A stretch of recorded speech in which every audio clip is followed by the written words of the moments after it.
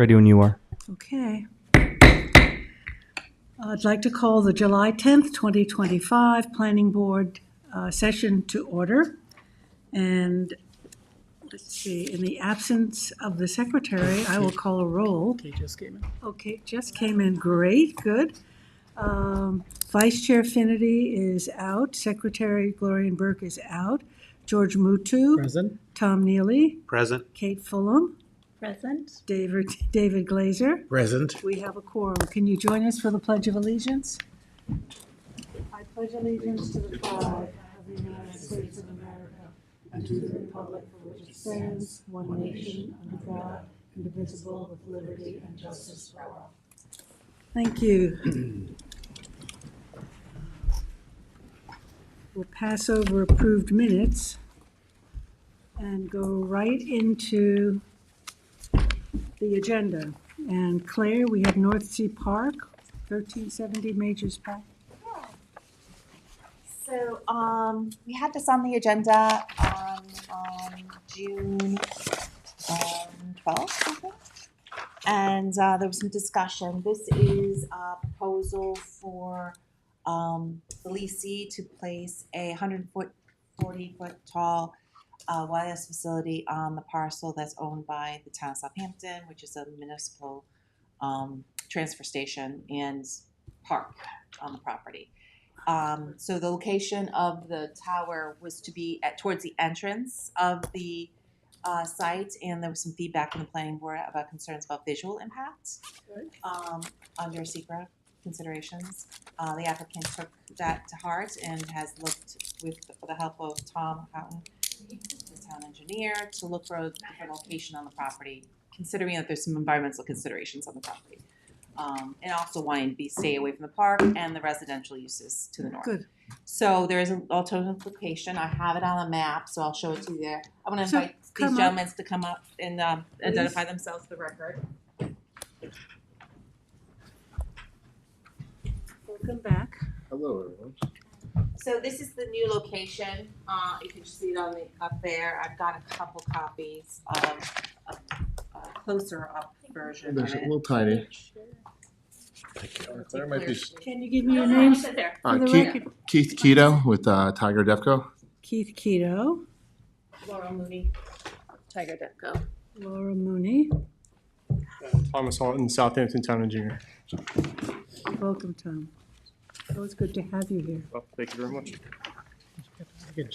So the second page of this, it's the same version up there, but they have a little bit more detail. The second version is blown up a little bit. There's a couple, but on the second page, so you can have that. It's a little closer. You can see it's off the access road that goes along the CAPS landfill.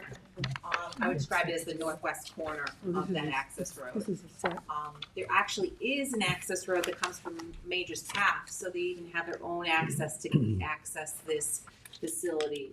So it wouldn't have to interfere too much. They're once a month that they go to, after it's built to do it.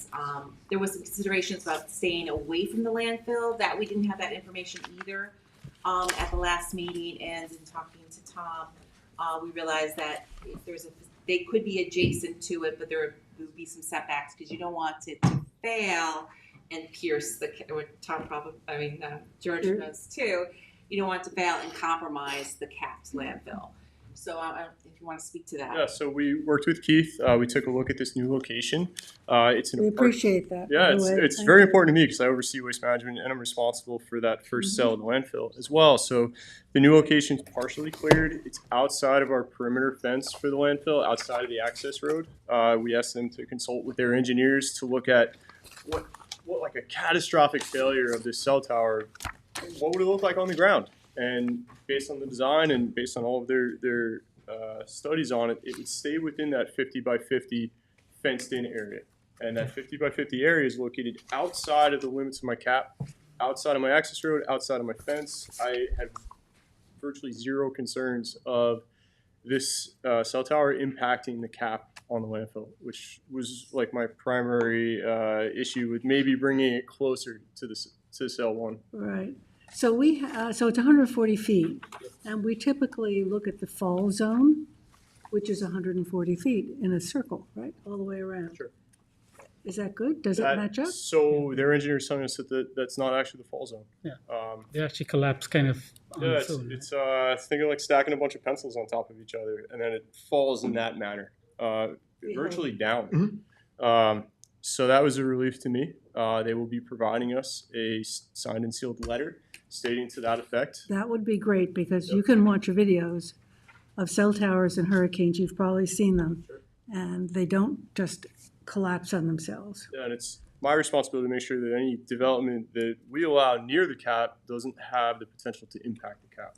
So, So he's given you structural drawings of, So we have drawings and of test tower. data, and Yeah. test data? and he's giving us a letter from the tower engineer stating how it's going to affect. And whose liability would it be if it doesn't?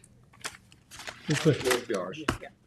And we should have that that'd be- clearly stated in the, Be a Clearly great covenant. stated in, in a covenant. You know, hey, if it fails outside of the 50 by 50 area, then, you know, we can work on repair of the cap together. Well, we'll put some of that language, I think, into the document, the approval document. You could, Yeah. you could, subject to the letter, Mm-hmm. okay, yeah, that'd be fine. Now, so Does the code original tower was, specify- sorry, Tom. go ahead. Does the code specify the 140 feet?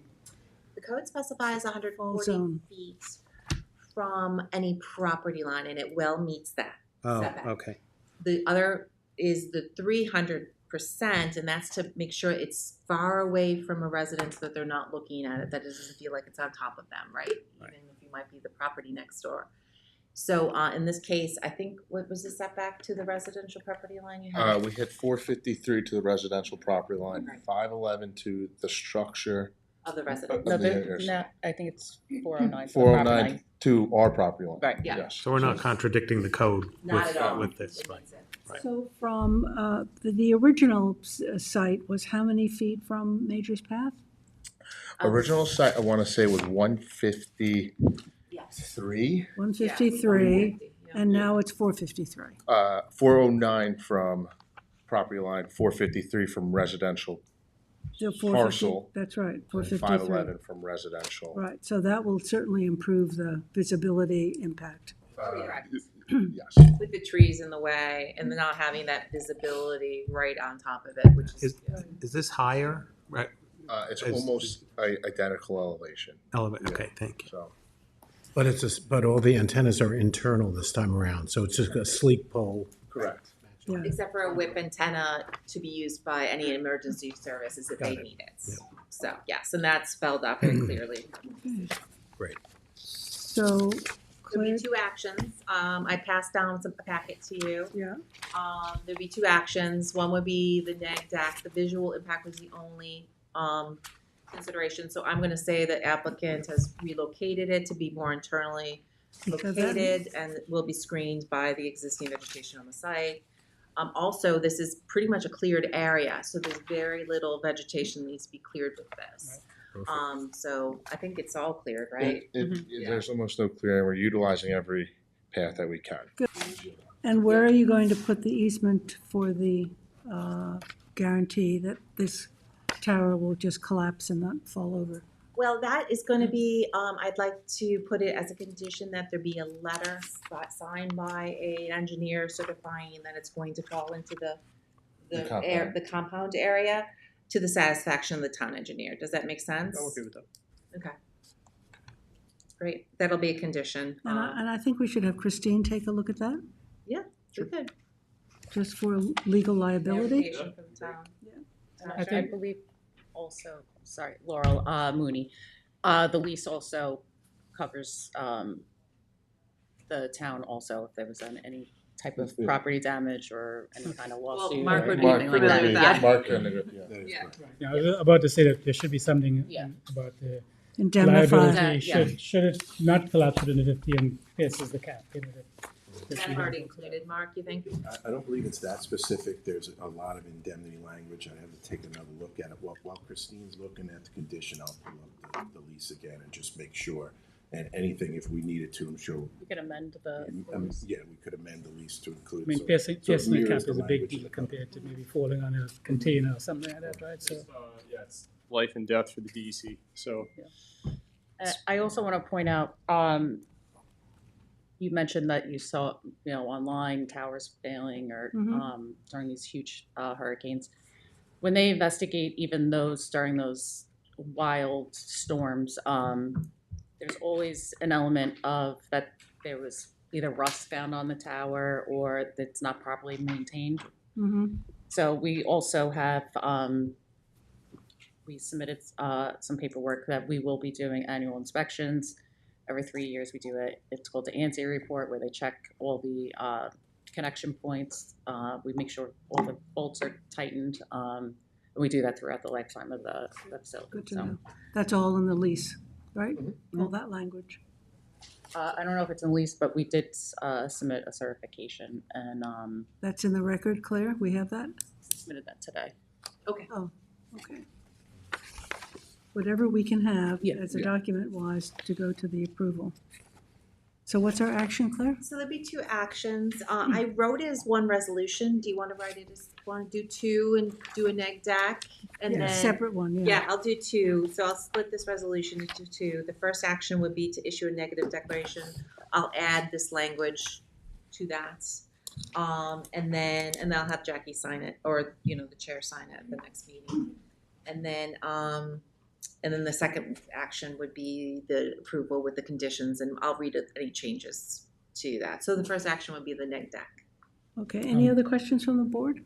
George, do I'll you have move, something? I'll move the next. You'll move it, second by Tom, all in favor? Aye. Opposed, abstentions, 5 in favor, 2 absent. The second would be the decision, and the conditions are gonna read as follows. Let's get that.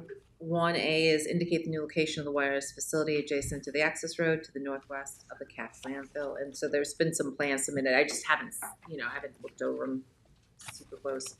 So that's Where, just what page are you on, Claire? First, The first, second page. inside of the first page, Jackie. It's page 2. Do I No, have go that? back to your Yeah, front the page. first page. Front page. This very front Yeah. page. And that's the conditions. Okay. And then 1B would be note the setback to, I say the nearest residence, but it's gonna be the property, the subject property line, the nearest residential property line, and the residence, when they've already shown that. So the So I don't setback to wanna the show nearest residence is 453. it. Mhm. And we can include the other setbacks, Claire, to make Yeah, I it can list complete. Yeah, I can list them. Yeah. That's fine. So 453 to the residence, 409 to the property line, 409 to the property and line. then 5 something, right? 511 to the closest residential structure. Okay. So we'll note that, and then the general conditions, no additional lighting, and then the color of the pole shall be gray, silver, or blue. And number 3A will be engineering, the submission of a letter from an engineer verifying the fall, compromised fall area would be within the existing compound area, subject to approval from the town engineer and town attorney. Attorney. Perfect. And then the typical affidavits and success plans. Okay. Any other questions? No? Okay. Motion to approve by Kate, second by David. All in favor? Aye. Opposed, abstentions, 5 in favor, 2 absent. We came to a happy conclusion after all of that, a much better conclusion. Great. And now the next one, the Shinnecock Tower Fishing Dock. So with this one, you again spoke about the environmental concerns. The property is located in a flood area. It's off the road. It is an existing active commercial fishing dock. They're putting it immediately adjacent to the building, so as not to interfere with the activity on the site. I guess there is going to be a proposal to redo that dock too in the near future as a There was a capital project. improvement, yeah. Yeah. So the two issues environmentally here would be visual and the flooding The issue. flood zone. So I did speak to Tom a little bit about this. The pole itself is going to be in the flood zone. Any electrical equipment is going to be above and meet the requirements of any flooding. Has to be on like a raised platform. So that would be how many feet up? I believe it's 9 feet. It could be 8. I think it's 9 I now. think 8 is state, the required Well, it state. depends on where they are. It's very Yes, close there. You Well, could it's see. 2 foot of freeboard above the base flood elevation, so it'll be elevated identically to the previous electrical system that we put in when we renovated the first time. So when you're there, if you look to the left, you'll see this giant platform with stairs with a bank of electrical meters up top. That'll be similar to, or the exact same height as what the Where new are electrical those? equipment. Where are those? They are, Right of the property? yeah, so if you're standing on Dune Road, you're looking at the building, to the left, Ah. there's a dumpster enclosure, or some dumpsters, and a bank of meters elevated. So that's what the electrical equipment would be needed to be elevated to, in order to meet the FEMA flood standard. So just going back to repeat, you know this well, we had a lot of difficulty with the location of this tower. And it's needed, there's no doubt. But we racked our brains for an alternative location.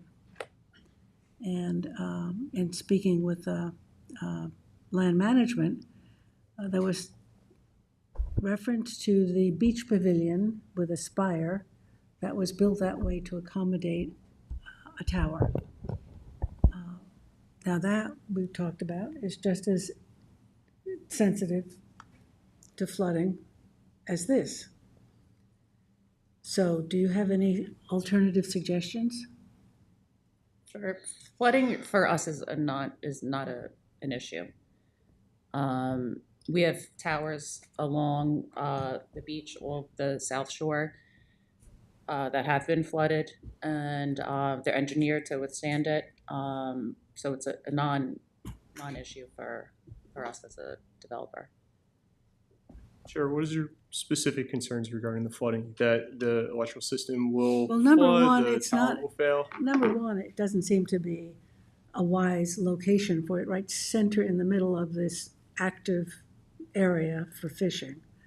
I mean, I don't even know if it was ever considered to be closer to where the existing electrical components are. Well, when we did look at this location, and we worked back when Supervisor Schneiderman was here, and we looked at the redevelopment of this fishing dock, this area over here to the west was where the fisher people wanted to have their loading docks for their reefer trucks. It would maintain the existing storage areas around the perimeter of the parking lot. They would still maintain that, and then they wanted to be able to offload their catches over here. So we actually designed an entire site plan for this site around this proposed cell tower location, because we were able to nestle it into a relatively unused space adjacent to the existing building. The only thing that needed to be repurposed over here was the actual ADA ramp that provided access to that building. So by kind of siding it right up next to it and then relocating the ramp, we were able to fit it into a part of the site that really wasn't under lease by the fisher people. We talked to them, Kristen at Parks talked to them, and their ears were pretty much allayed. It's not going to have, aside from the initial construction, it's not going to have much impact on their actual operation from what we've gathered from them. So as far as the site goes, on this site itself, this is the best spot for it. That's not outside of any other site, but.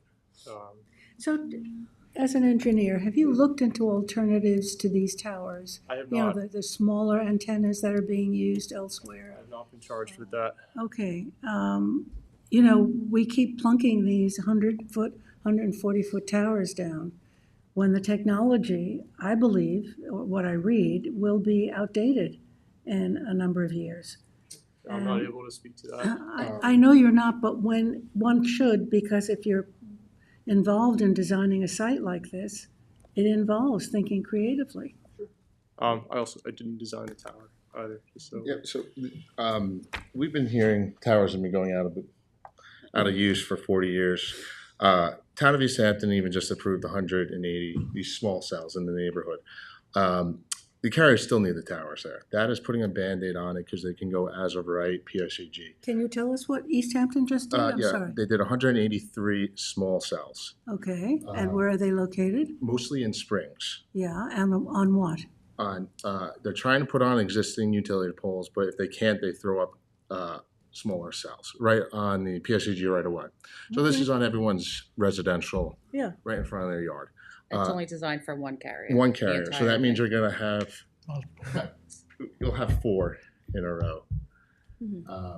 So there could be, between each utility pole, you could be adding 4 now. So it doesn't work. The carriers still need the towers in that area. That is actually they're just doing that to hopefully push the town to, hey, we need the true macro sites, not the micro. And those are the micro sites, the smaller cells. And those cells are on utility poles, so how If tall they- are they? Yes. Anywhere from 35 to 45 feet. So does that work compared to the 140 feet? No, it's the line of sight. Line of sight's always going to be needed. I thought the alternative, the real alternative, is the satellite stuff that's coming. So satellite Don't need the goes tower into for it. Seriously, satellite goes yeah. into completely. It's more of a backhaul. Instead of running fiber everywhere, you can beam down the backhaul. So now instead of running fiber to every location, you can beam it down. Think of a tower almost as your Wi-Fi router in the house. You can bring the satellite in, but it's not going to bring it out. It still needs the line of sight home So you still router need the to tower. connect to. Yes. So satellite connection, I know we divert, it doesn't go to individual phones if you, At a very small thing, they do have limitations on it. That's why you still have a satellite dish, right? So you don't connect to the satellite, connect to pretty much the Starlink, which is almost a Wi-Fi router, right? There are talks of even having Starlink connect to now towers instead of running fiber up, say, a 3-mile back mountain road, right? Because if a storm happens in, say, let's use Vermont, winter storm, that fiber gets cut, that's a huge operation to get it back, right? So instead of running that very fragile, infrastructure, Starlink could just beam down to that central location and give internet service. It's that's a high level not- thing. Yeah. Even it's I just, Well, but that's where it's going, so Yeah. I and it's think good it because should fiber, be on everybody's radar to discuss. yeah, and fiber is very expensive to run. So we look at it as a positive, right? Fiber is the most expensive thing to run. But that does not preclude the tower situation, because you still need the tower to receive the signal. Exactly. So you're going to take the fiber and still beam it out from the line of sight of it. and the reality is that again, to really have the coverage, I know Starlink has a pretty good network, but they have to probably quadruple the number of satellites they have to provide coverage for. Yes, we always say Also a big deal. we're extremely behind. People used to send SMS, right? That's like 1 gigabyte. They're now sending a photo every second, which is, say, 5 gigabytes, which is almost like 10,000 times more data. So it's completely different. So right now you Can you zoom out to show us the pavilion, Oh, sure. please? Oh, sure.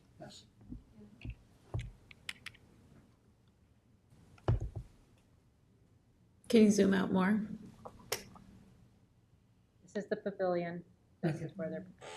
Yeah, I mean, this is reminding me of like how the South Fork and, that peak is the same level of vulnerability there where the land gets more narrow, and we've seen it where, it blows through. I know the flooding is a non-issue, as you say, but, that area is very fragile compared to over where the pavilion is. There's a lot more protection. It just seems, on a common sense measure to not be a great spot for it. Also where we're located, it's not heavily traveled. It's the fishermen that's the beach, right? So I was told that the spire in the pavilion was built that way for a tower, Not a tower, but for antennas. for antennas. So, I mean, So antennas like we have here. was that at ever Town Hall? considered, Tom? I have not reviewed that. You do not review that. I think that was discussed, and that's a capacity. That's going to be a capacity issue when that many people are at the beach, right? So if you're on the pavilion there, that's not going to solve what this tower is going to solve. But certainly That not would gonna only be be as, one barrier, it's not as so. commercially viable, let me put it that way. You're not gonna have people co-locating on it, right? Exactly, so, Which becomes a money-making operation. yeah, so actually, what was it, Village of Southampton did a cupola, where's that on Flying Point? Coopers. Coopers. Yes. That's only Verizon there, no other carriers can get there. Even the Village of Southampton did another RFP to be like, all right, we messed up there. We actually should We're maybe do proposing a tower at the same we want to do a property. tower over here now because it was a good play by Verizon because they own a monopoly there now, right? You're guaranteed Verizon. No other carriers can have service there. It's a Puts line us of right sight. in the middle of a commercial battle, you know? Well, but you look at the locations, right? And this is just my feelings on this. Whether you're located at where they're proposing, or you find a way to put. So it's not a tower. You can't really put a tower. You can put it in a spot. We have cell phone. We did 20 years ago, and we still do. Yeah, in do. our cupola here, but it's probably again only one carrier and limited availability. Both locations are in a high risk. Yeah. From a flood zone. On the one hand, you have the pavilion, which is an oceanfront property, which is very prone or very at risk from hurricane waves actually demolishing the building through an event, in which case the tower comes down. You have another property where it's bulkheaded, it's across the road. It's 6 to 1, half as the other. I think either location is going to have pretty much the same visual impact. In fact, the impact of the beach is probably going to be more because you have thousands of people there every day. People coming over the bridge are going to see it right away as they come down. It gets damaged, and it's your problem. Other than the fact that you have to clean up and and access, you get there when you get there. You take a helicopter and come to it if you need to provide service. As long as they build to the proper codes and elevate everything. Are you planning to have a backup generator, oil generator, or anything on that, or just? We don't think because of the area engineers are trying to do a generator. We just don't know. It might have to be. You would can't have do to be, diesel. You can't do oil because of propane. it. Yeah. Okay, so that would have been a concern That's if you, environmental. if you were planning to have like an oil tank or something. But there's probably going to be a backup battery. Is probably the best. For sure. I know the location of that's very well, having worked on that site 20 years ago. I know you were planning to redevelop Yeah, it. we've recently put millions of dollars into redoing the bulkhead. Yeah. So the town's committed to this property, just as we are committed to Punkwag. Did you, and I don't mean to beat a horse to death here, but did you consider anything on the mainland, on the other side? We think we looked at this as our best opportunity to serve Dune Road, to serve that area of the town. Even years ago, I think I did send Janice Shear. Yes. That's correct. Yes. Yep. Multiple properties in the Hampton Bays area, and a majority of them would be CPF land, I believe. Mm-hmm. So. And there was the question about the federal property and at the Coast Guard station, and the comment, as I remember, it was that that's not an easy thing to do. Is it an impossible thing to do? You have a letter that says that the Coast Guard says no, or Did you explore it? So Coast Guard will never allow you on their property or even their towers. That is mission critical communication. You can't have any interference with a life or death search and rescue. Is it conflicting to have a pole on the same property, not locate on the same tower? Do they conflict with each other? Interference issues. Could be, okay. And then you also have to access their property for maintenance and everything else on a regular basis. Right? And there's nothing over there. The Coast Guard has, I think it's like the 350 Yeah, foot I mean, I know what lattice. they have, yeah. Well, the one comforting aspect is what George raised, really, that actually the pavilion would be more vulnerable in a disaster than the tower itself in its own platform. Yeah. So at least we can be comforted that, and it's further away from where people are, so Yes. it's a safer. Visually, you'd have to be looking at Yeah. that area to see it. Yeah. Yeah. The tower is tower class 3, so 150 mile per hour winds, etc. I don't know what the pavilion was built to. I don't. Did you not look into that? Was that not an option for them when they did this? No, because we're looking at multiple carriers on a pole. That the town would generate income for the town? Yes, of course. Yeah. There's a reason why we're partnering to have a facility like this located on municipal property, because it does become a revenue source, just like North Sea. So we're able to provide land, provide the lease, and also provide cell service to our residents who are using the facilities in the surrounding area. So we look at it as a good partnership. And did you show us the radius map of coverage We for this tower? It was we submitted. do. It was submitted. We do have it. It's substantial here. That's how, it's a lower tower site as well. How many miles radius does it cover? When we did the RF maps, I think we do it up to 2 miles, even though realistically service on the ocean will go out 10 to 15 miles on a clear day. But we really just show almost a 2 mile radius from the tower. But you'll be able to get this service. You go off of Montauk, you go offshore fishing, your phone, say you're 20 miles off, once you hit around 15 to 17 miles, your phone starts lighting up with service. Oh, really? Do you have any other active applications in for towers along Dune Road? No. None. Are there any towers on Dune Road? Did you do that study? Or was that which is required in our code? So I do know there's no active on Dune Road. At all? From, I'll tell you, from Shinnecock to, is it Mauritius? I know there's nothing, no sites. So no other site was explored or investigated west of Ponquag Bridge on this side? This is our only commercial site that the town has. We looked at the Right. use. I understand it's a town project. This is already, but this is also an already developed, cleared site which houses commercial activity. So any other town property is likely going to be, you know, Beach. It's typically a bathing beach Beach. or a dune, protected grass, undisturbed, which, you know, kind of negates what you're trying to, you know, there's an environmental cost to that too. Suffolk County legislature did approve to do parkland alienation on county parks. Say that again? Suffolk County legislation. Yeah. So they did approve that, and that's Suffolk, let's see, that's Cupsog west, I'm sorry. It's about, what, 5-6 miles? Yeah. It's like 13 miles. Is it 13 miles? Yeah, Then 12 to there's 13. Smith's Point down as well, further down.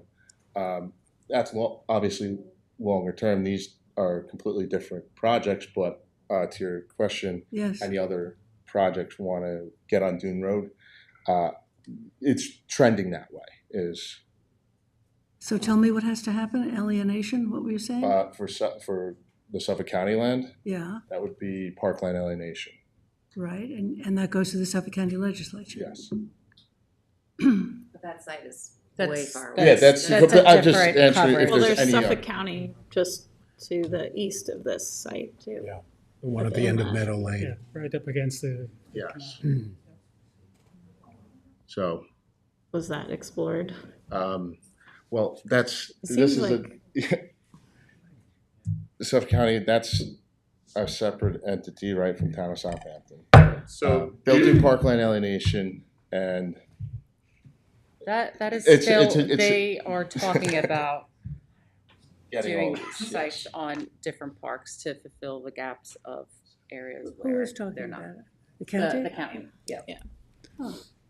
I understand, so you have the big issue at hand, right? Gaps in coverage, and I understand Southampton explored its options for satisfying that problem. Suffolk County is exploring its options for solving that problem. We can't put our blinders on to that and say, okay, if this site we have some reservations about, is it worthwhile of speaking, you know, to the county and coordinating to get the best result, right? Not just, you know, oh, we only have this, so that's the thing that we're gonna offer. That is, But I guess that's already been completed. Yeah, from a planning perspective, I would never put a cell tower in a park that's active. also on the I mean, they're inlet living as well. there Um, on that park land. No, I'm talking about the west side of The west side of the park? People are not living there.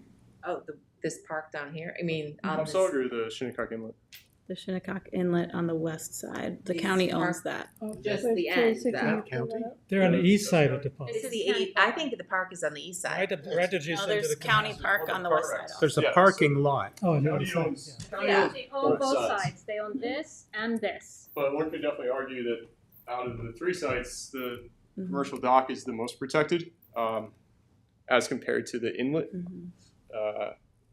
And if you moved it to the county parking lot, I don't think there's any difference in visual impact. It's You know, gonna be you're identical. gonna see it, whether it's here or whether it's there. And, Right. and then all revenue does go to To the county. county, The county. and there will be, it's. Right, on but a- as our of job right. is not to consider the revenue for the town, it's to consider the planning issues at hand of citing this thing, right? Yeah. You know, safely from an environmental and public health and, you know, the flow of the site, which you mentioned, the planning, the site plan that was reviewed to, you know, any other site, we would say, oh, this is the flow and the potential future use of this site and how things would move around. I'm not saying that those questions haven't been answered, but we haven't really received a thorough review of this project, and I'm not really sure what to. I just don't, Do I don't about think that. there's any purview for you to review anything that the county owns. I'm saying of this particular site. Yeah, but that's not even under secret. Could you consider that as an alternative? Say you have, consider County something. land issue. I just was saying the site plan that was mentioned by Tom, we haven't seen that either. It was scrapped by a previous administration. Okay. So we made sure that any future development of the site, that this project would be in the best location for that. We're not pursuing additional parking lots on the site anymore. We're not pursuing the pack out yet. The money just never materialized for us, but we're locating this with those future items in mind. Right, so any other project, we would have to consider what's planned for the future, right? We go through that all the Well, time. one of the requirements in the cell tower manual, which Claire and Janice wrote so well a few years back, we were pioneers with that, was to look at the overall development of cell towers in an area extended, so that we know where coverage is and where it isn't. So if someone comes and proposes a cell tower, that's not really necessary if we don't really need it because there's enough coverage between 1 and 3, then we have that information. So when this was presented to us, I understand it's a town project. It was like, so, in the middle of here, what is it connected to? What is the coverage in the area?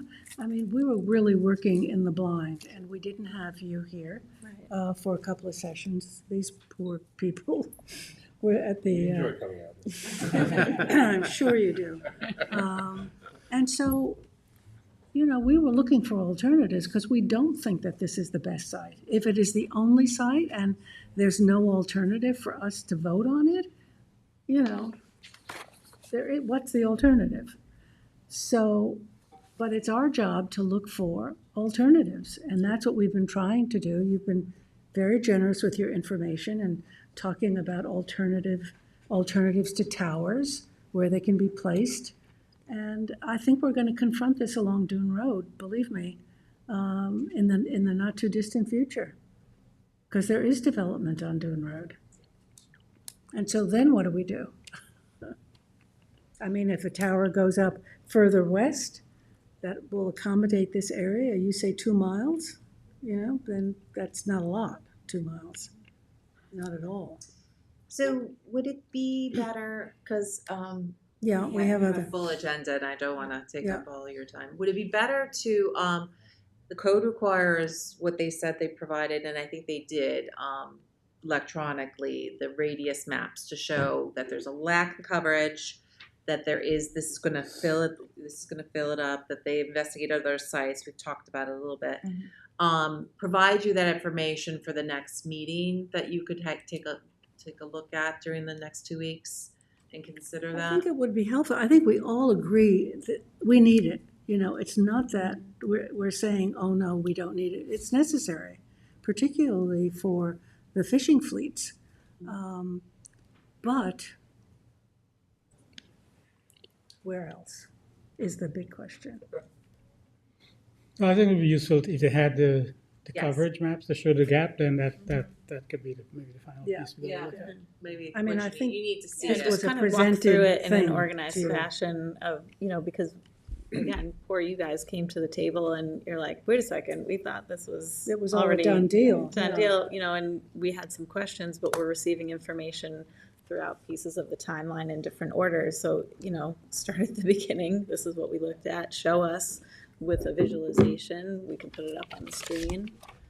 And then, Yeah, and that's why I asked Like a you work if you're, session? if you're working on something, and really, if you're working through on it. something not in the immediate area, but in close enough, are you working on other towers so that we can see the connectivity?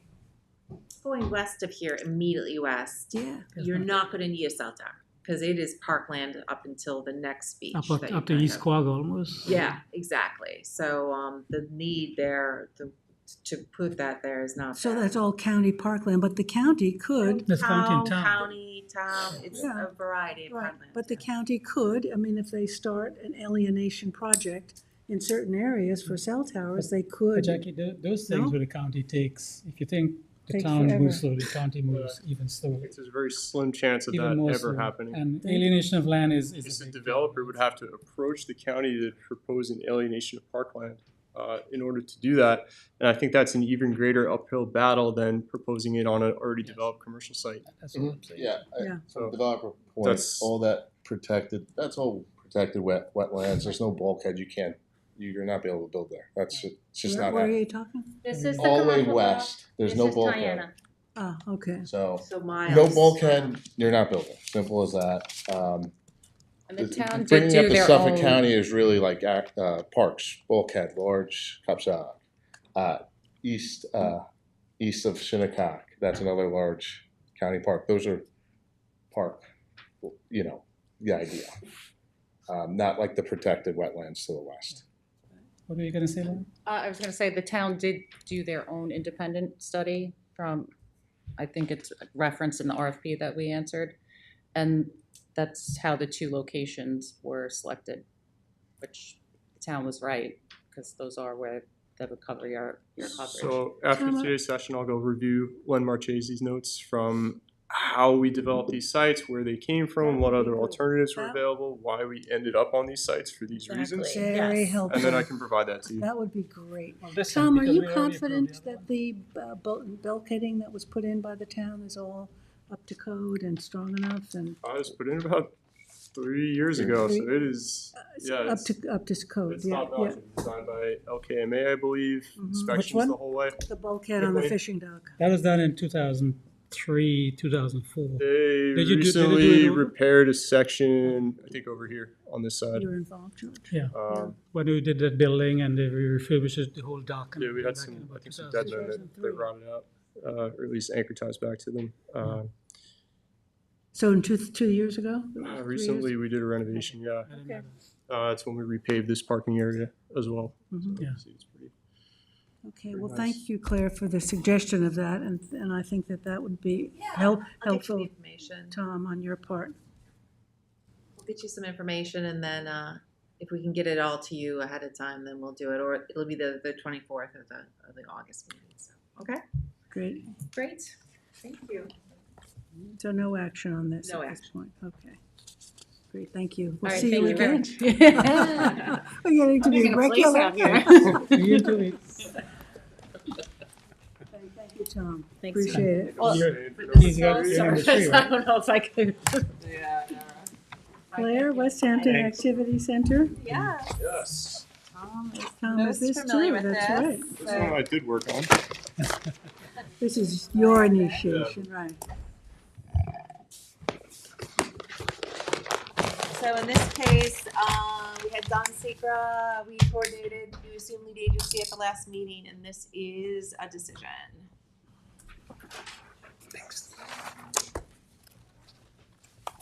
So we're doing secret and draft decision. right? Yes, exactly. In this one, I have the two resolutions separated, if you want that. Environmental wise, I did a part 3 on this, impact on land. Obviously the drainage, the town engineer was the person in charge of this, so lots of drainage.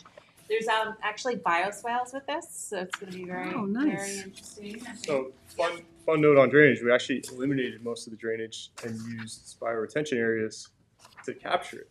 That's So great. we were like, we need to save some money because the supervisor gave us a budget of $8 million, and we're like, we're spending a couple $100,000 on precast drainage, and we were like, we Bioswales don't need are, any of this. So bioswales we, are great. You should use it as an example to tell all the other developers of properties to say, this is what you should be doing. Yes. we're gonna Yeah, try. luckily there's like enough area that Yeah. it's not a constraint, right? We have piping, catch basins, and a recharge area. So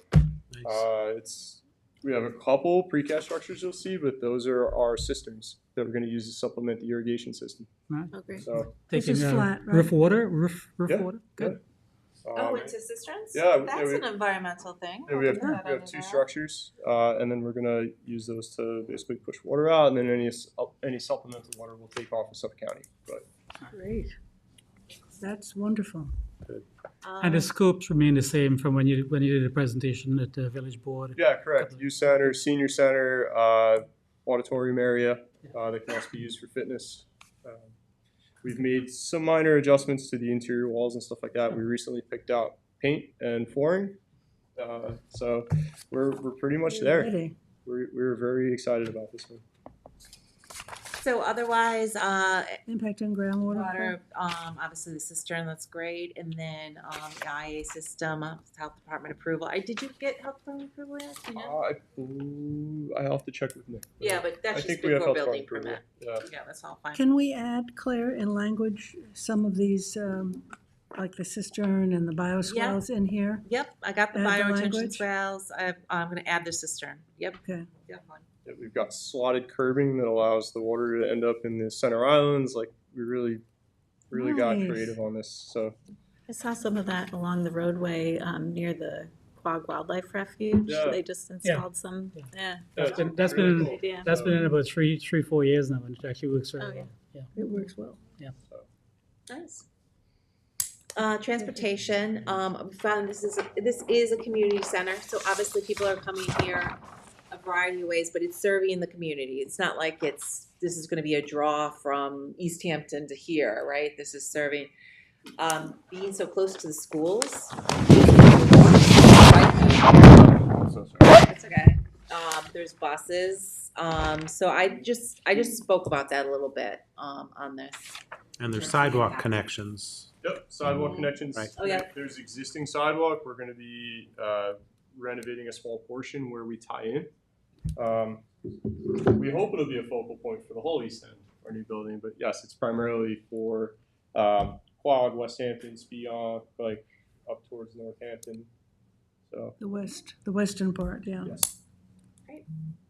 And then it's impact energy was positive. There's solar, a component to Yep, it. And solar, anything heat else? pumps. Okay. We didn't go geothermal due to cost, Heat but we're able to pumps. do it primarily with heat pumps. We have a backup generator, but yeah, we're fully electric on this building. Our warming kitchen. Yes. What type of generator? I believe that we're going. I think there's. I'll have to check. Any Is it on thoughts? the spec? No, that's okay. Any thoughts on like a battery backup using the solar? I don't know that we'll have. I mean, enough for instead the of a load. generator, but have. So you'd be using everything that you. Yeah, The solar doesn't look like it's that big. probably batteries eventually, but Huh. yeah. No, we need, since it is going to be a warming shelter. Like we do need to have an actual generator. I don't think FEMA's I ready mean, to do that. you should have it too because it's probably a shelter for in case of emergencies, right? Yeah. So you'll add heat pumps and backup generators, Claire? Yeah. So the impact on energy? Which engineering firm designed it? BBS, BBS. BVS? BBS. BBS. BBS. Okay. So I'll add that language and Would you? recommend a neg deck on this. Any other questions? Motion for neg deck by Motion. Tom, second by George, all in favor? Aye. Opposed, abstentions, 5 in favor, 2 absent. And then that second page is a decision. Okay. You have some conditions there, LED.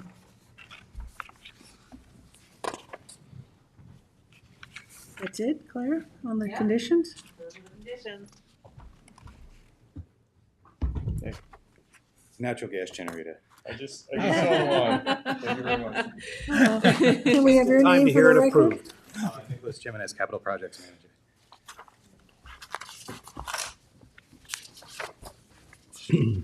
Definitely a bike rack, we want the bike rack. LED lighting should meet the code, 2700K.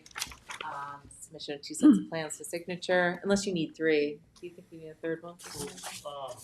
I know there's been some discussion. I attended the Dark Skies Committee meeting, and they were saying they're proposing foot candle studies where, not just the light, the Kelvin restriction, but how far the light could travel to the property edge. So Yeah, is we should there? have a photometric. Okay, great.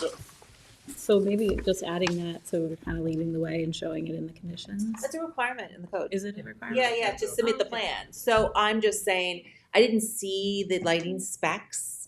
So I just want to make sure that they are aware of very clearly that the LEDs can be 2700 less. Yeah. Okay.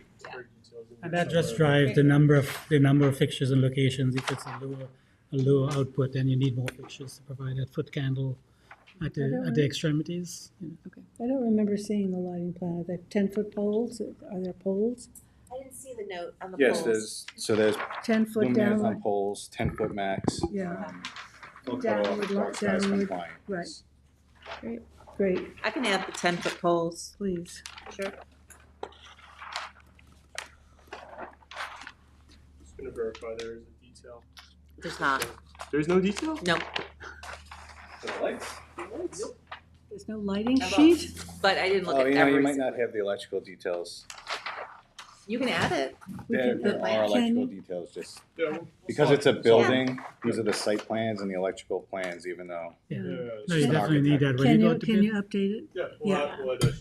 Okay. So the lighting considers the brightness, how much it travels, and then also the color. Is that also a So- consideration? Yeah, so the color is one thing. We also gauge the intensity on the Okay. ground level, so the illumination rate. Does that answer your question? Color is the K, is the K. 27 Kelvin Okay. So is that's the gonna be the color. warmer, Yeah. the warmer white. That's kind of more like what you get from your regular incandescent bulbs. These Right. are all 2700. Okay, great. Okay. It's a warm white. So there's no light trespass on that, right?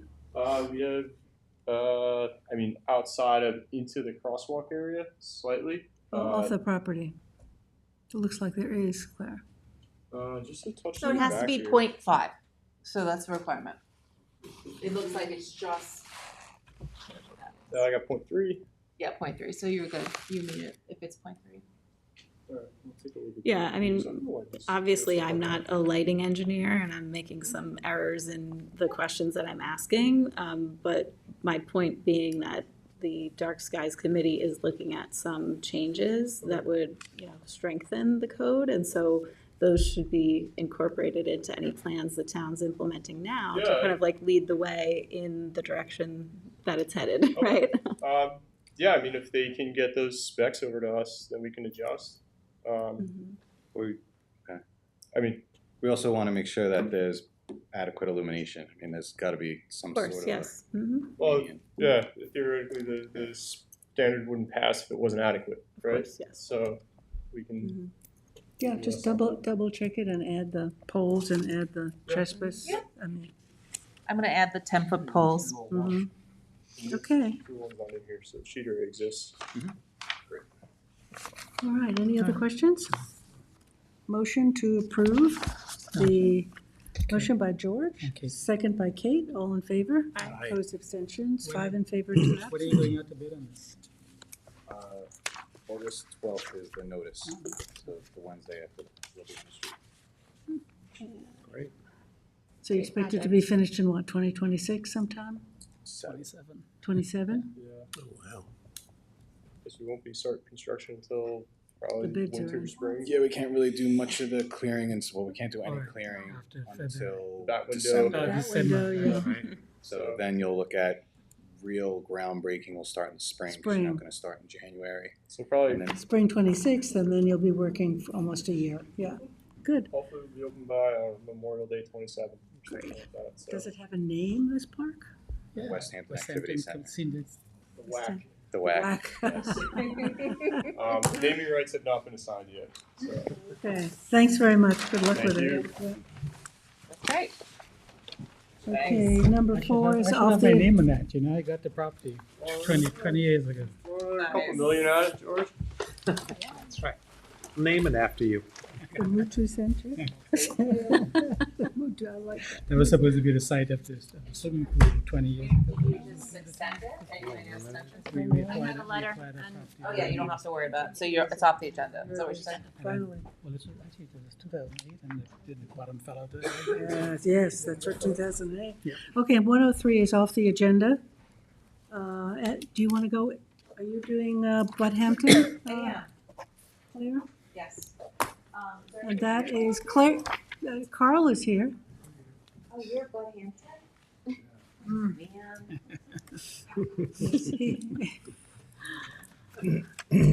He got very comfortable back there. Did he give it to you? You're all good. You're all good? Nice. Hi, Carl, your name for the record, although we know you. Carl Benincasa, 860 Montauk Highway. Thank you. Welcome. Good afternoon. This is Bud Hampton, 2033 Montauk Highway, Bridgehampton. So, it's been an ongoing project, right? Pre-submission, there was a back and forth about the appearance of the building that's been approved by the ARB. It's natural board and batten, and with Hampton on it. The big thing with this, there was a traffic study, and they're proposing to connect to where the light is. Right. Anticipation that the site around it may be developed. You've had Greg Connor in here for his subdivision, but in this case, it will be built, the connection, so that it's only an entrance directly to the site, otherwise everybody has to go out. Do we have a landscape plan? This is the landscape plan. Do you want to take a closer look to it? I've got a couple copies of it. It talks about the plantings that are on the front. That's it? Property nearby is being developed. This is going forward. This is going forward. Okay. Yes. What is this, a white fence? White picket fence? fence? Thank you. Well, I don't think we ever did see the landscape plan. At least That I is didn't. it. That is the landscape plan right there. There's not enough landscape plan. No, that's the plan. Not the one in your hand. Not this, That plan plan. she gave you? This point. That's the landscape plan. It's got little pictures of the plants that we got. Okay, but it's a low bush in the front. We wanted some, This is just a rendering. Few This doesn't trees. necessarily I mean forget there this There is. is another rendering. This one? Yes, that one. I could only print it, I don't know why, I only printed black and white. But is that what it is gonna be maintained more of a height? Yeah. Okay, so we can specify that height. No? no, I mean, this is not. High Any- or low? No, I mean, it looks like a prison. What is that? Well, which one do you want? This We one? should, we have a combination of low bushes and some trees to have a street presence. There's definitely Doesn't have- trees. Where is that? Where are the trees? There's, So the oh, plan we're gonna would be- have, no, it's a condition of No. his approval. So let's go through that. So if you look at the plan, what you're not seeing are these things, right? On this rendering, you're seeing this, which is the privet hedge, but it's not Pick showing street these trees rows. along the road frontage, provide planting specifications as part of this approval. Supplement the existing natural vegetation in the rear. Maybe some little bushes with Yeah. the privets behind it, I guess. Well, I mean, the height of this is You not, don't like that, the height of that. And you don't like the low, so you look. but you're saying that in front of the low are going to be, Okay, let's go to plantings. What is he? This is on he's the saying that in front, Second page. it's an unusual plan from Aries. Usually they have much more. Gulf Tide, in front of Gulf Tide is Gold Town. Gold Town is the lower one, or like a seagrass. Where's Gold Town? In front of the This Gulf is Tide, which Gulf is the higher. Tide No. is here. And Gulf Guide de Champs is the grasses. No, Gulf Tide Right, is the the bushes. grass is in And front then of this is the, the grasses. grass is in front of the evergreens. So you have an evergreen bush, a Gulf Tide, and the front is the grasses. I don't see any street trees here. Well, they're That's gonna, gonna be put on, that's a condition of. that's a condition, that's what Okay. you wanted to add it, so we would do it between about 50 feet separation for street trees. Yeah, Okay. and it looks like the same along the side. It's layered. Yeah. What is the blue? The Swaths of little blue little blue stem stem. salvia. But, but that's a summer plant. I mean, that doesn't, in the wintertime, it's finished, right? Salvia, this is all what's blooming now. So we really need some kind of a evergreen. We should have, But they have- we should have The Seth look evergreen at is this. They're the Boxwood? junipers on the outside, which you can see. The junipers, yeah. The juniper. On the outside, those annual bushes are actually on the inside of the These are parking all lot. annuals, Yeah, yeah. but they're on the inside of the Well, the property. blue is the little blue stem, so they have like a hedge, and then in front of it, Right. um, They have this, the Gulf In Tide, the front. and then they have the and grasses. then like a bush, and then the grasses. Right, But so from the outside, though, when you And look at then it, you're seeing salvia just evergreens in all the little around. islands. yeah. Right? So from the outside, you have Mm-hmm. evergreens. I think From the on those, outside. on the islands, you have a juniper, a clethra alnifolia. I'm gonna give you a test. I will fail it. Well, the islands are little blue Sweet stem, which pepper is the bush. grasses, the Yeah. salvia, and then the. I'm surprised they Palmer's, didn't do an illustrative plan for you, the way Aries usually does, so you see it. You mean a rendering? Yeah, rendering. It's an important, very visual site, you know? And I think we need that. I mean, we have to take this and put it over here. So, what would you like to see? Something evergreen, right? So do you like a row of boxwoods? Boxwoods are so tight, you know? But it's an effective Well, they're having screen. these Gulf Tide. They're indicating this Gulf Tide as the second row. They have grasses in the front as the first row. Then they have these, Which are all also not effective, you know. I mean, They're just summer evergreen, I decorative. think. They're summer decorative, though, they Yeah. get cut back. But the Gulf Tide looks like an evergreen, right, year-round? It looks Is like, it an you? it looks like a evergreen. It looks like I an don't evergreen, I know. don't know how tall they grow, What's the though. species name? Yes.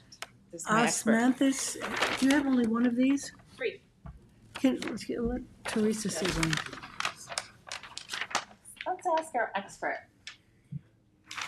Seth should take a look too, because you know all this stuff. Which one are we talking about, the Gulf Tide? So the rendering is not really is not representative helpful. of, No, that what it was would Yeah, look that's- like. That's just That's to a show little- the To me. I structure. think so, I think that is. I think that So is they're the not Gulf planting a Tide. white fence or. Gulf Tide's a boxwood, I think. We're looking at it. it's not a trimmed That was boxwood, you given know, to it's the a, ARB. So I they, see. they wanna see the structure. Okay. That is false holly. Can you okay. Okay, so What's the it's- height there? this says it is false holly. Okay. That's nice. That's Evergreen. year That's nice, round. but we don't have any sizes or anything here, so. That's good, the false holly is nice, untrimmed, it looks more We natural. could leave it as a condition that we would review it and bring it back to you for final approval. Yeah, wanna but we do that? also, but we want some kind of an illustrative plan. Yeah. But for we'll the have areas. our experts look at it Please, and then bring it back to you. yeah, But effective, year-round screening in the front, attractive, different things, Right. right? Right. Okay, we can do that. What do you mean, so we would issue the final approval, the conditional Subject to- approval today? Subject Revised. to Subject to. trees, definitely added. Yeah, and then, a full landscaping plan. the holly's Those good, get about 10, probably, we just wanna make sure. Hollies are nice, they're year round. And that would be prior to signature. But the grasses have to, Want 4 foot evergreen evergreens, you don't want the look of being like blocked off like that, right? It'd be loose and So more like natural. Like a 4-foot But situation. the grasses die off in the wintertime. They They're are kind of cut cool back. architecturally. I mean, But you it can provides a leave it buffer for the between winter the and then. road They're and full. nice for about Yeah. 5 months. And Yeah. it's So maintained, it's cut down. Something in fall. seasonal on the one side, on the. I mean, north that's side. similar to what they have across the street at Kimco, right? There's an extensive, Yeah. which is, areas had done that, so that's why. So Teresa and Seth, you'll look at it and make some recommendations, knowing what we would like. Yeah, I mean, off the top of my head, one of the things that might be possible for the hedgerow in the front is Ilex glabra compacta, which is a native inkberry, but it's a cultivar that stays kind of low. But you gotta make sure you get the compacta, because I thought I bought compactas at my house and they're not. They grew. They're about 8 foot tall now. Well, I think 4 feet is good, Yeah, 4 feet, but, but you're not putting that fence up, are you? Picket fence? That No, I don't picket think. I'm fence? guessing, you seem you love it, though. It seems that's the sense I'm I getting. do, Carl. Great deal to me. Put the fence up, right? No fence, no problem. Fence. And the only sign is on the building itself? Thank you. And the Okay, sign is on the front, just Bud Hampton, and, That's it. Yeah, that's it. That's just that's the only and sign. it's for the road inside is pretty clear, people will go around. Yeah. Entrance only, Entrance only. yeah. Do we need a little sign for that, entrance Oh, only? yes. Please? Mm-hmm. The fourth. So what are we adding as a C to the condition that changes the landscape plan? 4-foot evergreen. But we'll provide it to you. Yeah, I'm gonna say 4-foot evergreen, such as, and I'll suggest the one she just said. Well, the hollies and the ilex are nice, and grasses. Such and- as what did you say? Ilex compacta. Ilex glabra compacta. Wow. ILEX. How's your Latin? Oh, you're gonna have a test in 20 minutes. ILEX glabra, GLABRA, and then the cultivar is compacta. And the hollies are nice, because they're evergreen. Such as ilex, compacta, You and know, then to be areas- approved. Is this to be approved? Yeah, we want to take a look at it. Okay. It's really important that this be landscaped really well. That's what they look like. All right. Yeah. Do you wanna go over the conditions? Does that Sure. make some sense? Yep. Okay. Because there's stuff highlighted here. Yes, those are the things No that. left turn, Yes. cross access, bike racks, pedestrian walkway. So, the planning board adopts the, Are you going off of this or the draft report? This. this Okay. decision. So it's, towards the end of the packet. It's got draft Bud Hampton up the top of it. What page are we on? It's in the back, it says After draft. 18, it's the Okay. next one after 18. Okay. So this would be approving this, adopting the staff report, and approving the special exception use for the non-medical cannabis dispensary. Submission of a safety management plan demonstrating compliance with all applicable state and local regulations to keep customers, employees, and the surrounding community safe from any potentially safety concerns that arise from operating a cannabis retail establishment.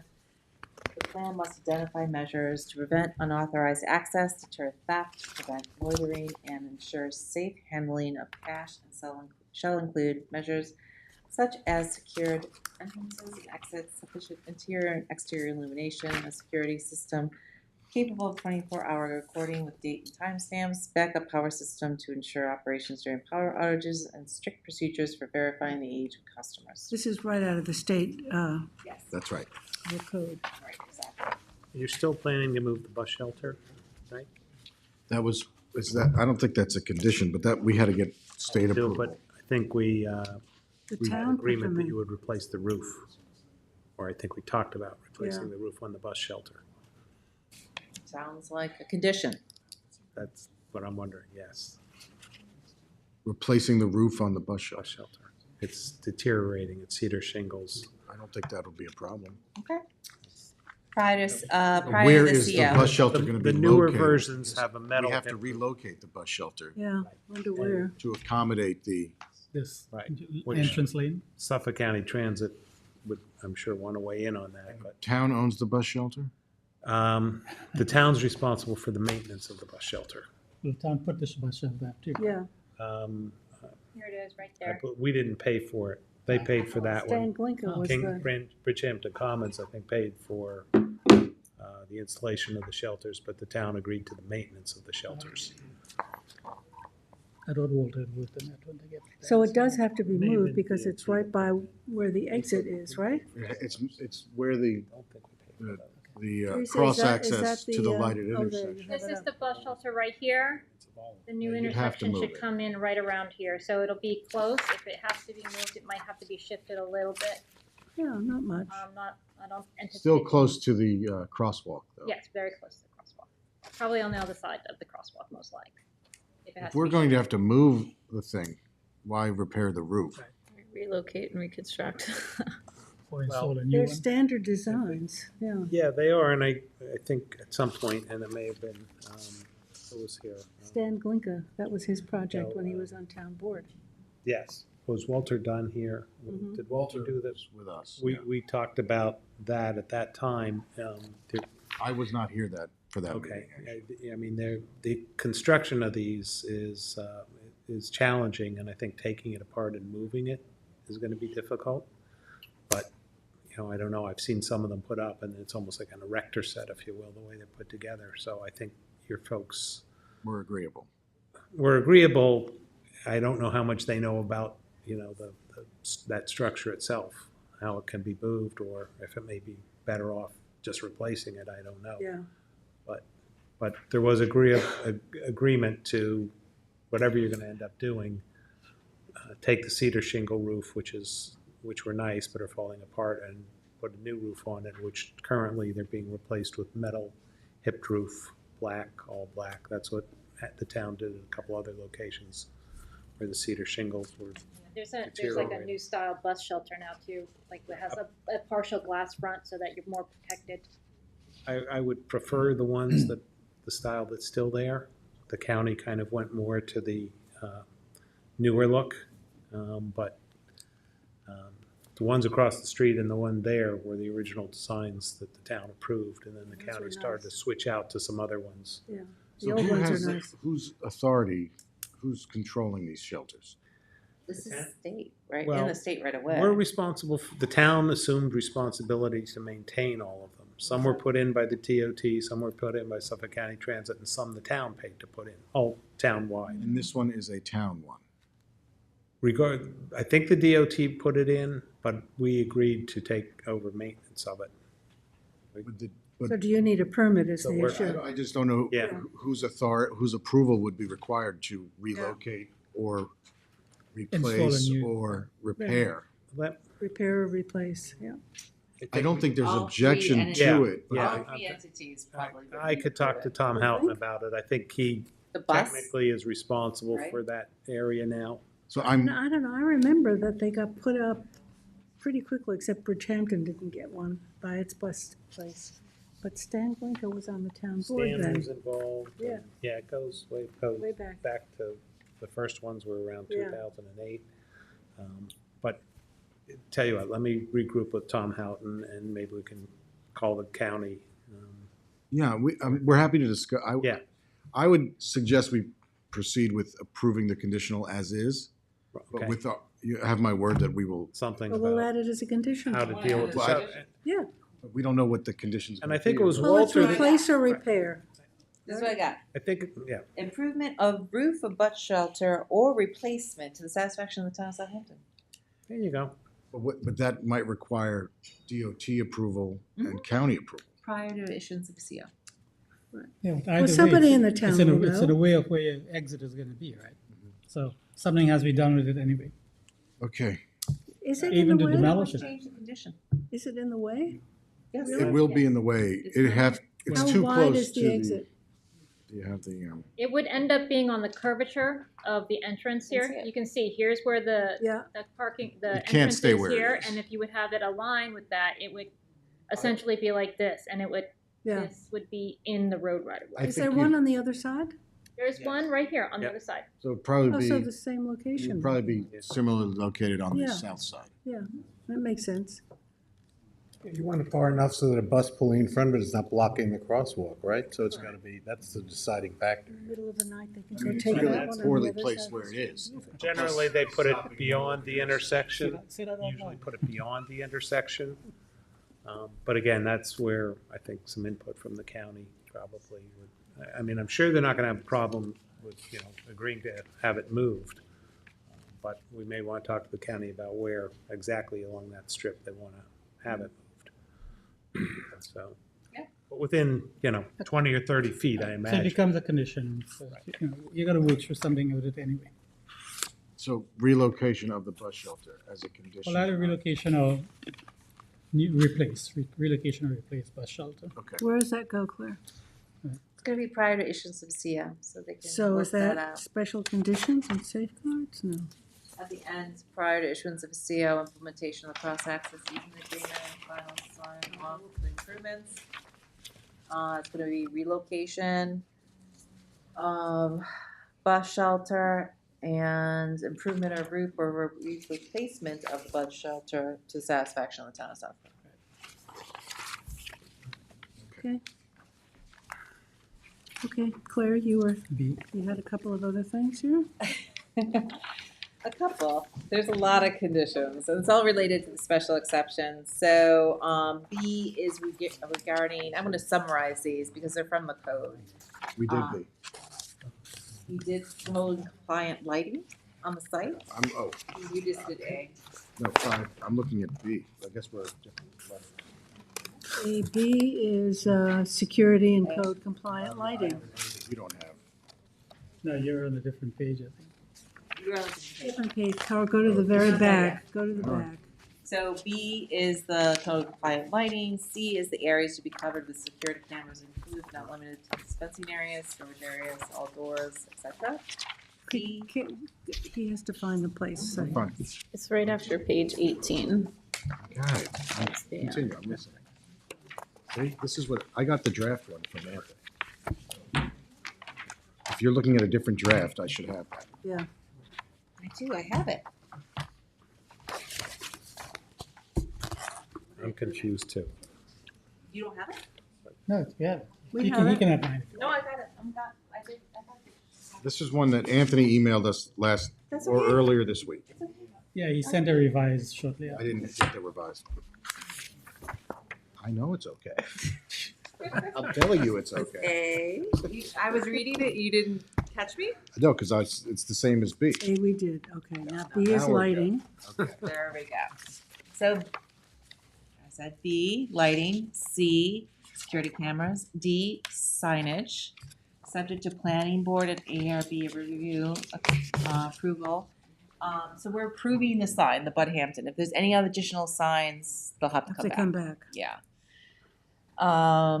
E, the applicant shall take all reasonable steps to discourage or correct objectionable conditions that constitute a public or private nuisance, etc. F, the applicant shall submit copies of licenses. G, on-site consumption of cannabis products is prohibited. H, drive-through window service is prohibited. And I is delivery service shall be subject to the same hours of operation on the site retailer, which are 10 a.m. to 9 p.m. It's kind of like two ideas there, isn't it? What?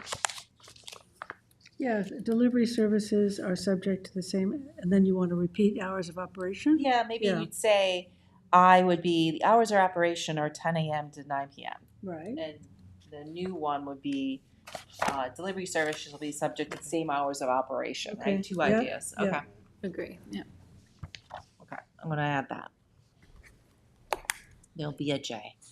And then it's resolved, the planning board hereby approves the site plan application for Bud Hampton, and the conditions related to that are changes to the site plan per the town engineer to be approved prior to signature of the final map, further requirements of the DOT. depict 2 EV charger stations, show a 5-foot wide ADA compliant pedestrian connection between the public sidewalk and the building entrance. Provide bicycle racks, fencing and screening details for the dumpster should be provided. Changes to the lighting plan demonstrates the color temperature not to exceed 2700 Kelvin. Outdoor lighting fixtures and poles should not be installed at a height greater than 10 feet above grade. Did we have a lighting plan we looked at? Okay. I didn't see it Yeah, is it in that, off the in top of that, my head. do you have that? I have the entire file downstairs. I didn't want to schlep the whole Yeah. thing up. You could also look at that. Along with the lighting, You want to do that? yeah, along with the landscaping. And then the landscaping we spoke about, the changes to the building elevations. I thought they looked good. Did you have any other questions? You want something on the side, maybe some vines? Some vines would be nice, because that's what you see when you're driving. You know, you see that side. Okay, along the the east elevation? Yeah. That East elevation. elevation. East elevation or No, the the west. the west elevation? Well, it's facing the west. Yeah, So you want the other elevation, hold on, let me find Oh, it. that's the one. that's it. That's it. You're looking at the building, Yeah, I'm west, just yeah, saying that. the west So, elevation. You want vine, A trellis with a some trellis with vegetation? vine, which looks pretty good, right?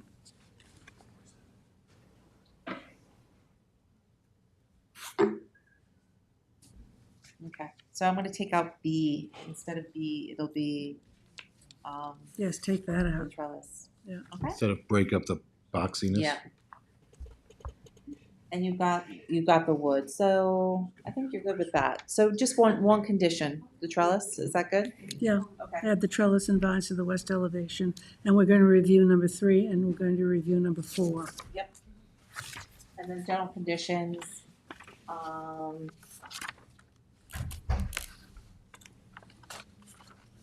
okay, submission of all information pertaining to the agreements made between the subject property owner and the DOT regarding the changes to the traffic light. You might want to put the bus shelter in here, no? Yeah, It's gonna be, I think, prior to issuance of CO, that's where you want that one, right? Or in the general conditions. It's in the general conditions, yeah. we could also do that. Bus shelter should be relocated. So we'll add a B.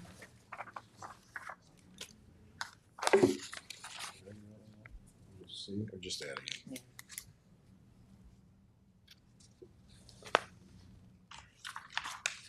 The D is standard, the screening of the HVAC.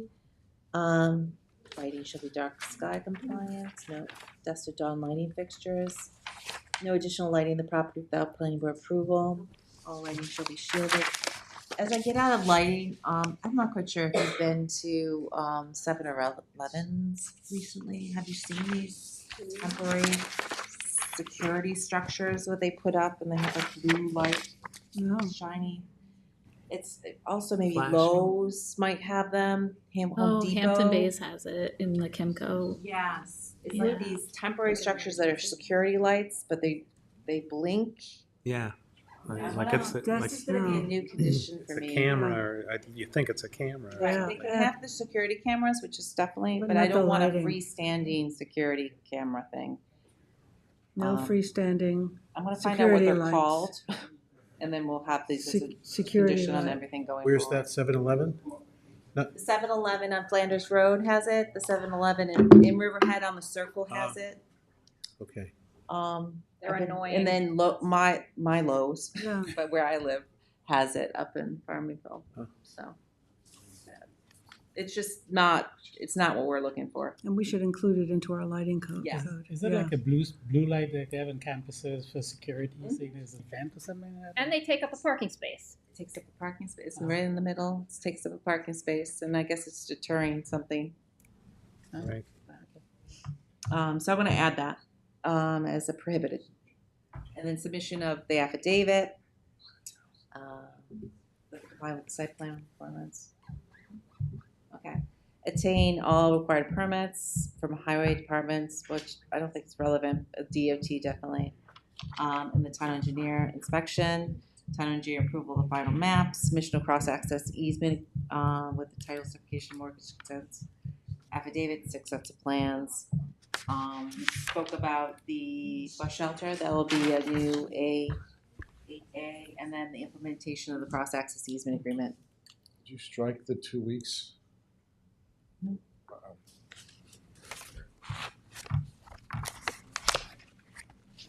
And then maintenance pond for the landscape. Claire, in the report, Anthony had highlighted a couple of other things. Sure. No left turn signage, Oh, yeah, let's have that as a condition. a condition, right? The site plan modification.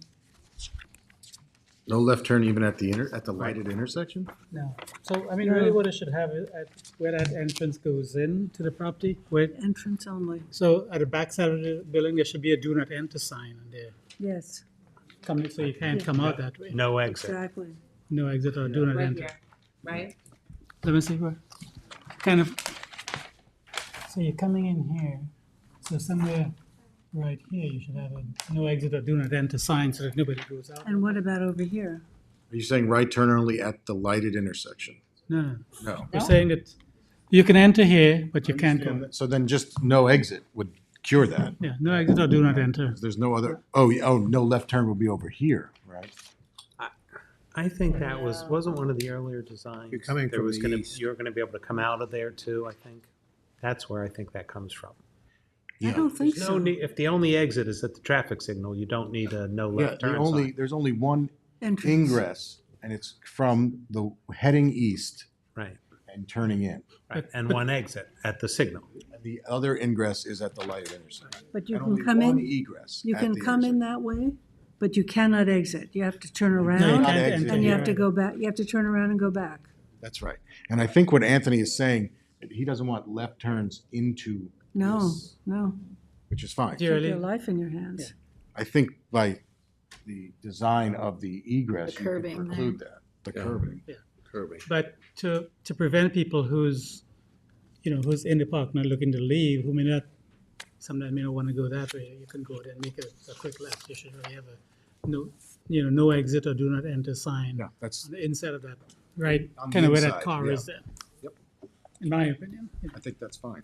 That's a good idea. Yeah, So- no exit, so I So added that that. fine, the no left, if you're correct, going west to keep them from going in there, that should be Where do you on, put that sign, though? No, but well, you're not, that's where but the if you have a DOT. no exit or no do not enter sign, you don't need a left, a no Well, left. what Carl, I think, is pointing out, his interpretation, I mean, if there was a car going west Oh, okay. and they tried to make a left in, have a no left I don't know that, here or somewhere, I but don't know, that's we our couldn't put it over interpretation. there. I think you'd Right. do it with curbing. No, the Just make it- county, the Right. county wouldn't Yeah. allow it. People do it all the time to get into the ice cream place, Carvel. Right. They make a left-hand But that's turn. one giant curb cut, right? This'll preclude Yeah, so that. this is going to be limited, right? My question is about the cars coming in from the new access. So they could come in there, right? And they can drive in here and purchase whatever. Then they have to turn around? Should we not say up there, no exit?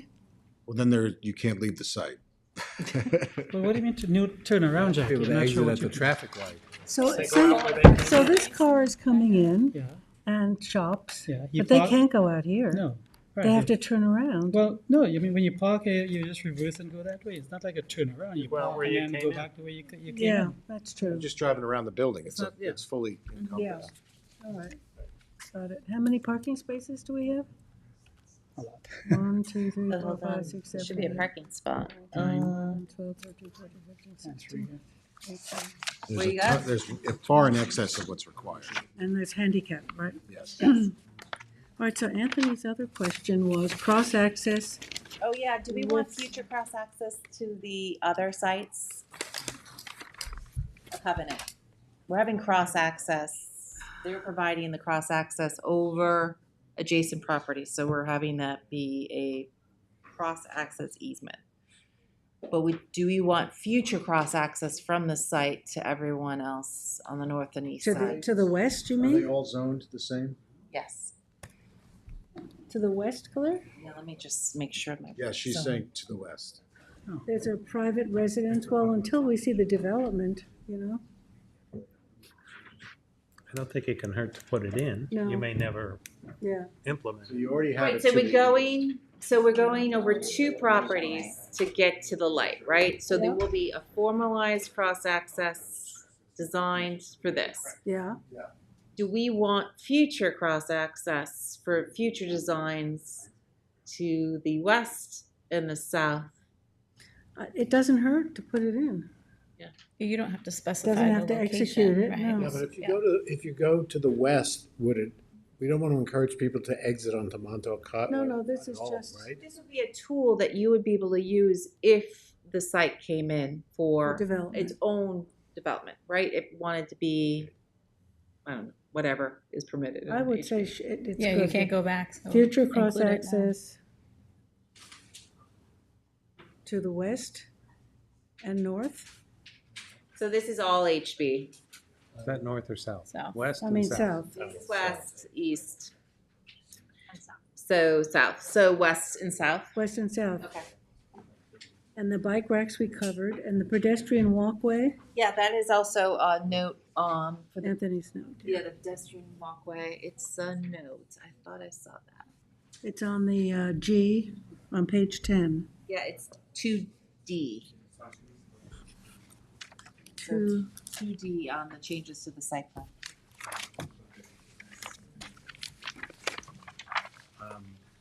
5-foot wide ADA compliant pedestrian connection between public sidewalk and building entrance. Add pavement marking and ramps where needed for oh yeah, connectivity. okay.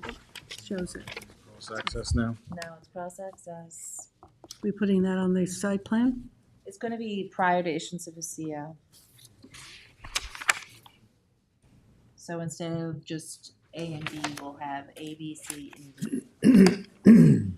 The bus shelter, A, And B, then C, D and is D. cross C is access. bus shelter, and then cross-access.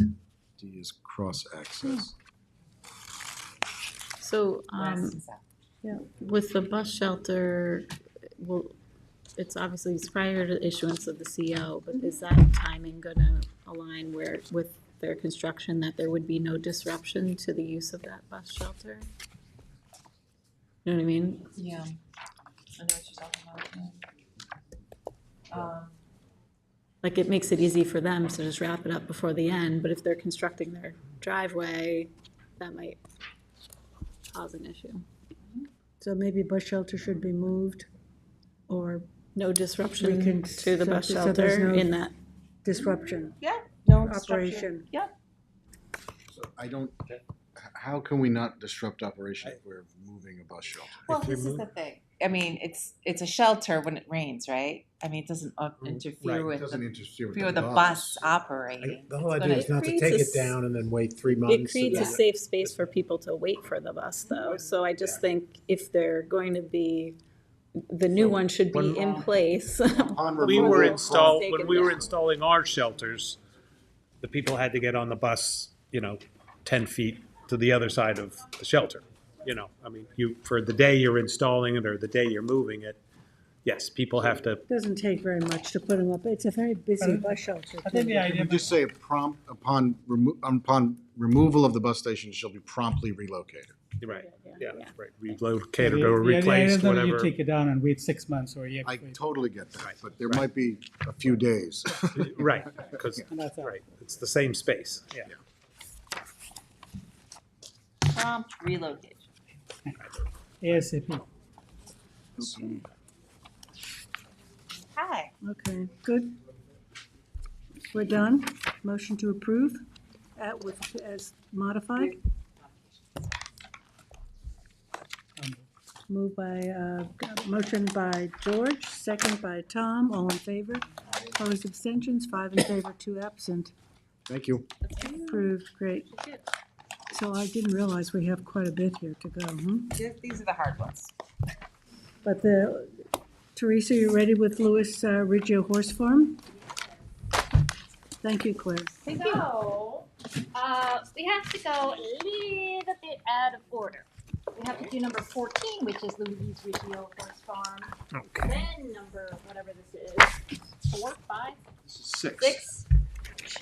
so 14 first for the completeness, Yes. okay? So first we need to deem it complete.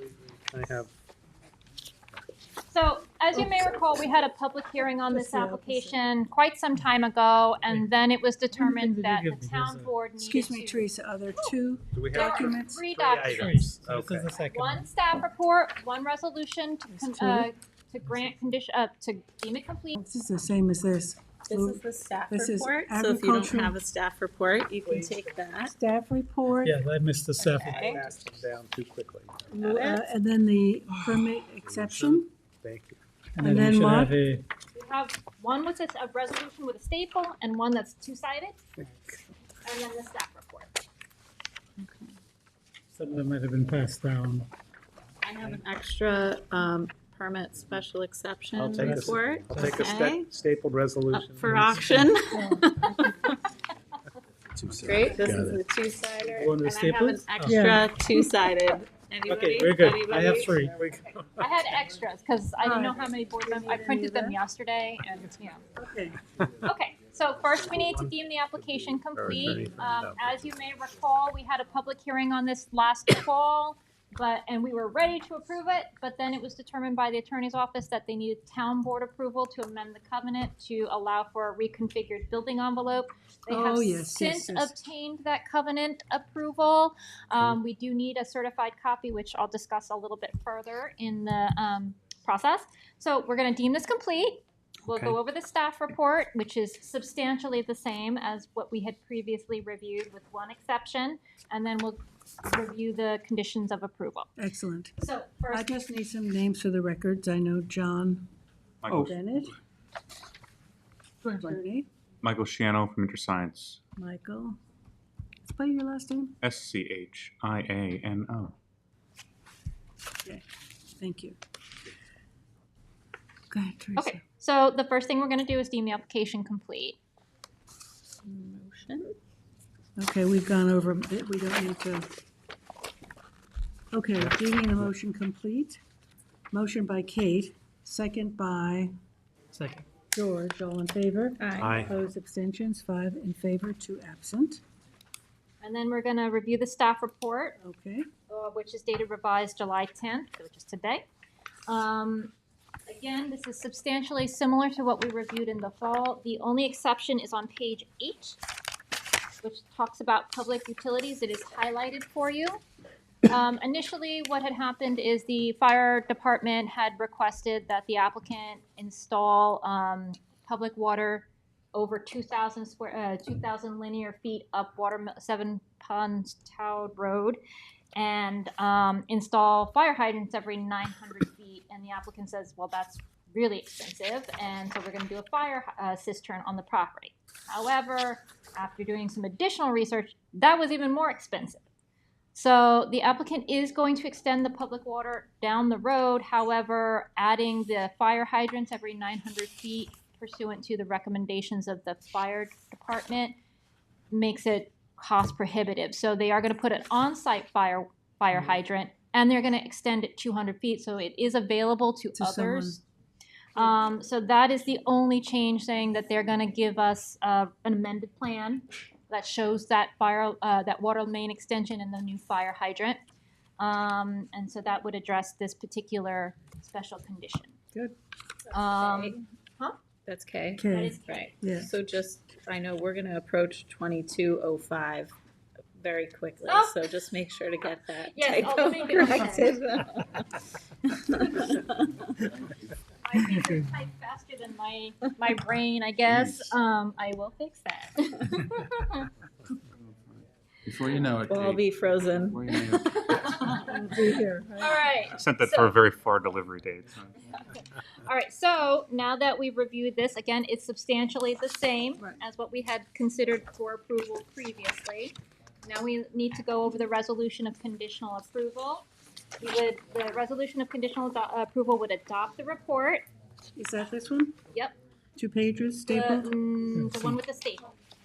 Yes. And the heading is the agricultural concern permit special exception? Yes, and it's resolution 50342. Okay, so it's generally for the demolition of the existing riding arena and construction of a new riding arena, which is attached to a new stable for accommodation of up to 18 horses through an unconditioned breezeway, some parking, the water main extension, and some accessory structures or subsurface structures. Could I just interject? It's 18 stables in the indoor, but I don't want that to limit the number of horses that can be on the property, because we could go up to 65. Right, I think it's for 18 additional horses over what you have now. Okay. I'll make sure I Yeah, write just make that in sure, there. yeah, thank you. Okay, let me just see, Thank you, accommodate thank you. 18 additional horses. Thank you. So, condition number 1 would be to Chan's for review, and the first one would be to revise it to identify the new public water line and on-site fire hydrant. I did forget to look. We did change the code recently with respect to lighting, so I need to confirm that the lighting is 2700K, which I think it is, because I think we had that discussion beforehand. So too, but but we'll confirm. yeah, so we'll confirm that. If it's not, then I'm gonna add that as a condition. And then those need to be submitted prior to signature. Also prior to signature, we need a copy of the recorded amended covenant identifying the revised building envelope, the standard conditions with respect to the affidavits, the submission of the additional prints, and final approval of the town engineering division prior to signature.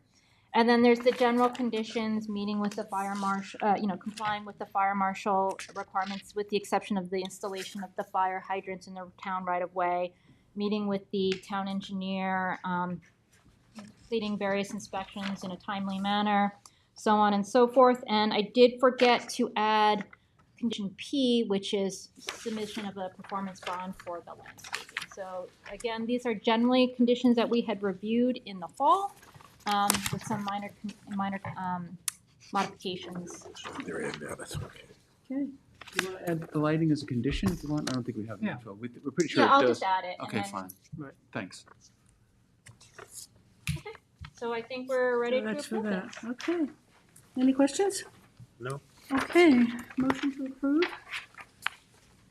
By Kate, second by David, all in favor? Aye.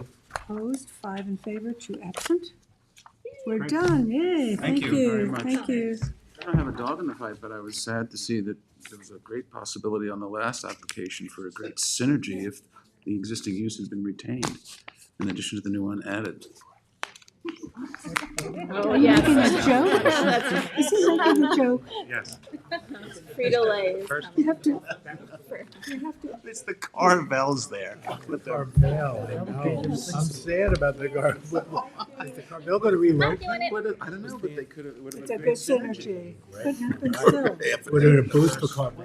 to, but it was complete. Boost for This is Carvel, no okay. question about it. Complete. That was that. So we've done 6 and 14.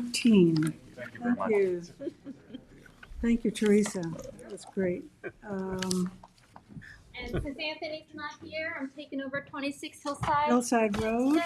okay. Okay. So that is the resolution regarding the staff report. Try Yeah, not let me give to, us one at a And I have time. one of Right. those separate- I'm not going to confuse everybody here. I'm doing them slowly Yeah. this time. One at a time. One at a time. Yes, so Not all together. because we're limited in our.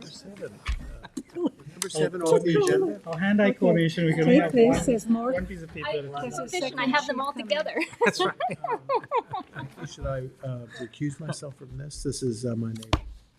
We're on number 7? Yeah, I don't know, but you needed to. You What spoke number to is this Christine now? This about it? is- I have no issue, so Yeah. I'm fine with it. Thank you. Hillside Road. There's a resolution for this. Thank you. Thank you. Okay, Okay, Teresa. yay. So this is a 6.5 acre parcel located in Shinnecock Hills on Hillside Road. The applicant is seeking to subdivide into 4 parcels in the R60 zoning district. So each lot does demonstrate compliance with the requirements. They are asking for a standard plan for the 4. And given the irregular shape of the lots, the applicant needs to verify compliance with minimum lot width in the R60 zoning district. Let's see. It's a type 2 action pursuant to SECRA. They would meet the minor subdivision criteria. It is generally compliant with the comprehensive plan and density standards. There is a park requirement under the town code. They would be required to provide an 8,712 square foot park. I can't really do that on this particular parcel, and there is no other adjacent parks nearby, so it is recommended that there's a fee in lieu of parks. So it's 15,000 per lot, times 4? Yes. And then a public hearing was held May 8th with a 10-day written comment period. Comments were received regarding the loss of large trees, the potential traffic impacts, and the density in the area. Because it is a 4-lot subdivision, it is not subject to Long Island Workforce Housing Act. And there were some comments from the town engineer, the conservation board, particularly with the trees, the Office of Fire Prevention, Fire District, and the trails. So on page 5 is the recommendations. Again, it's classified as a type 2 action pursuant to SECRA. However, the property is located in the New York State Archaeological Sensitive Area, so a phase 1A architect and 1B archaeological report is going to be required. The final map must accurately reflect all site improvements. The lots are proposed as irregularly shaped, which may result as an accommodation for the existing structures. However, the applicant needs to see if they can maybe make some changes to the shape of the lots so that they're more rectangular in configuration. The applicant must clarify the existing professional office use building, which was previously labeled a pool house or garage, to be converted to studio. It doesn't appear there's a CO. No final action will be taken by the planning board until all potential violations have been addressed. Public water needs to be extended to the site and a fire hydrant installed as per the recommendations of the fire district and the fire marshal. And that should be specified on the proposed final subdivision map. Let's see. There's an issue with respect to the driveway. It's a hill station that needs to be resolved prior to final, whether or not they have permission to proceed over that section. I think, kind of related to that somewhat, is this is fronting a paper road. No, I do believe it's paved there, except the extension out to No, it's not hill paved. station. It's not paved. No, it's a It's a stone and grass road. It's a Oh, that's public right. road. Eastern, 25% I think is paved. The rest is a paper road that I believe was offered for dedication to the town, but I'm not sure the town ever accepted that dedication. Okay.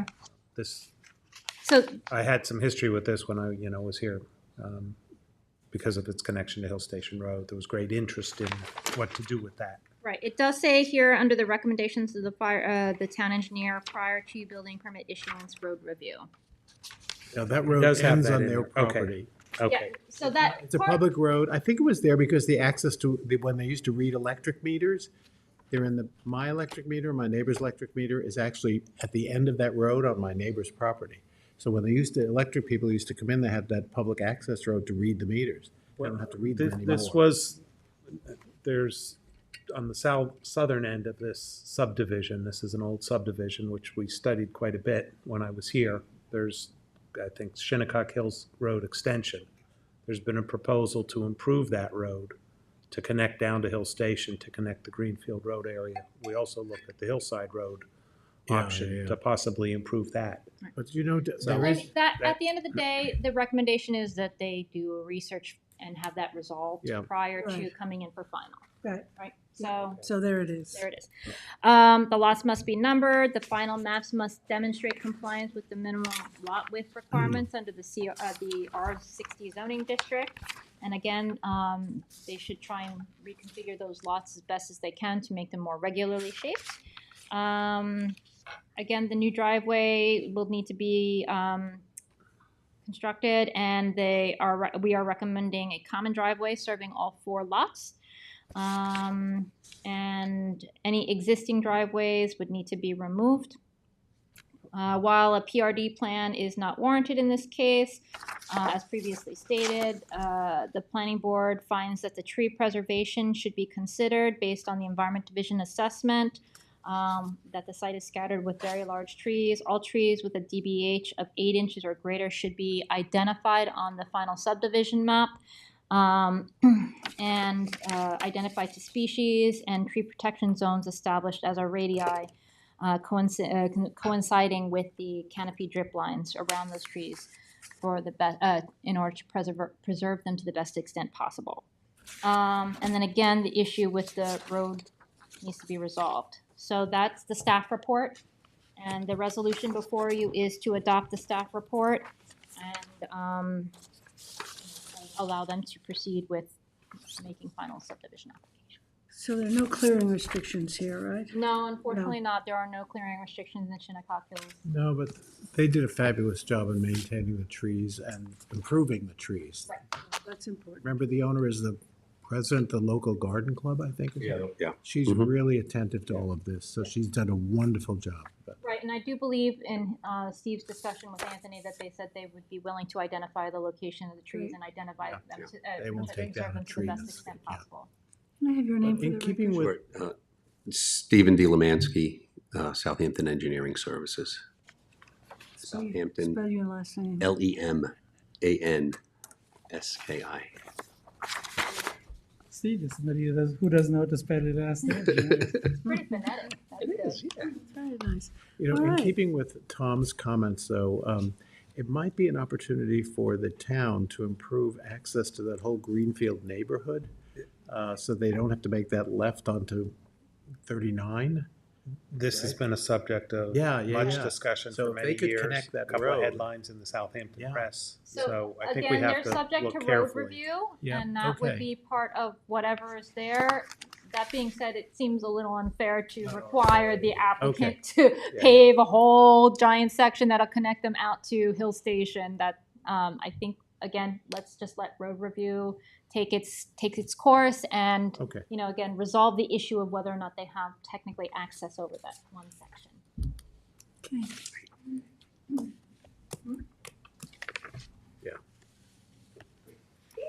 Okay. So we are making a motion to approve. Making a motion to adopt the pre-application report. Okay, motion to adopt the pre-app report by George, second by Tom. All in favor? Aye. Opposed, abstentions, 5 in favor, 2 absent. Thank you. Thank you, board. Thanks, Teresa. Take care, thanks. Yes. Brenna, you have 2 covenant amendments?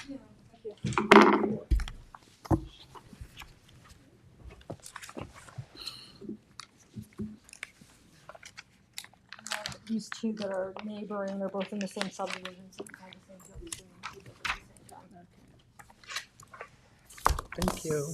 There we go. Take one and pass to the left. Sherwood Hollow.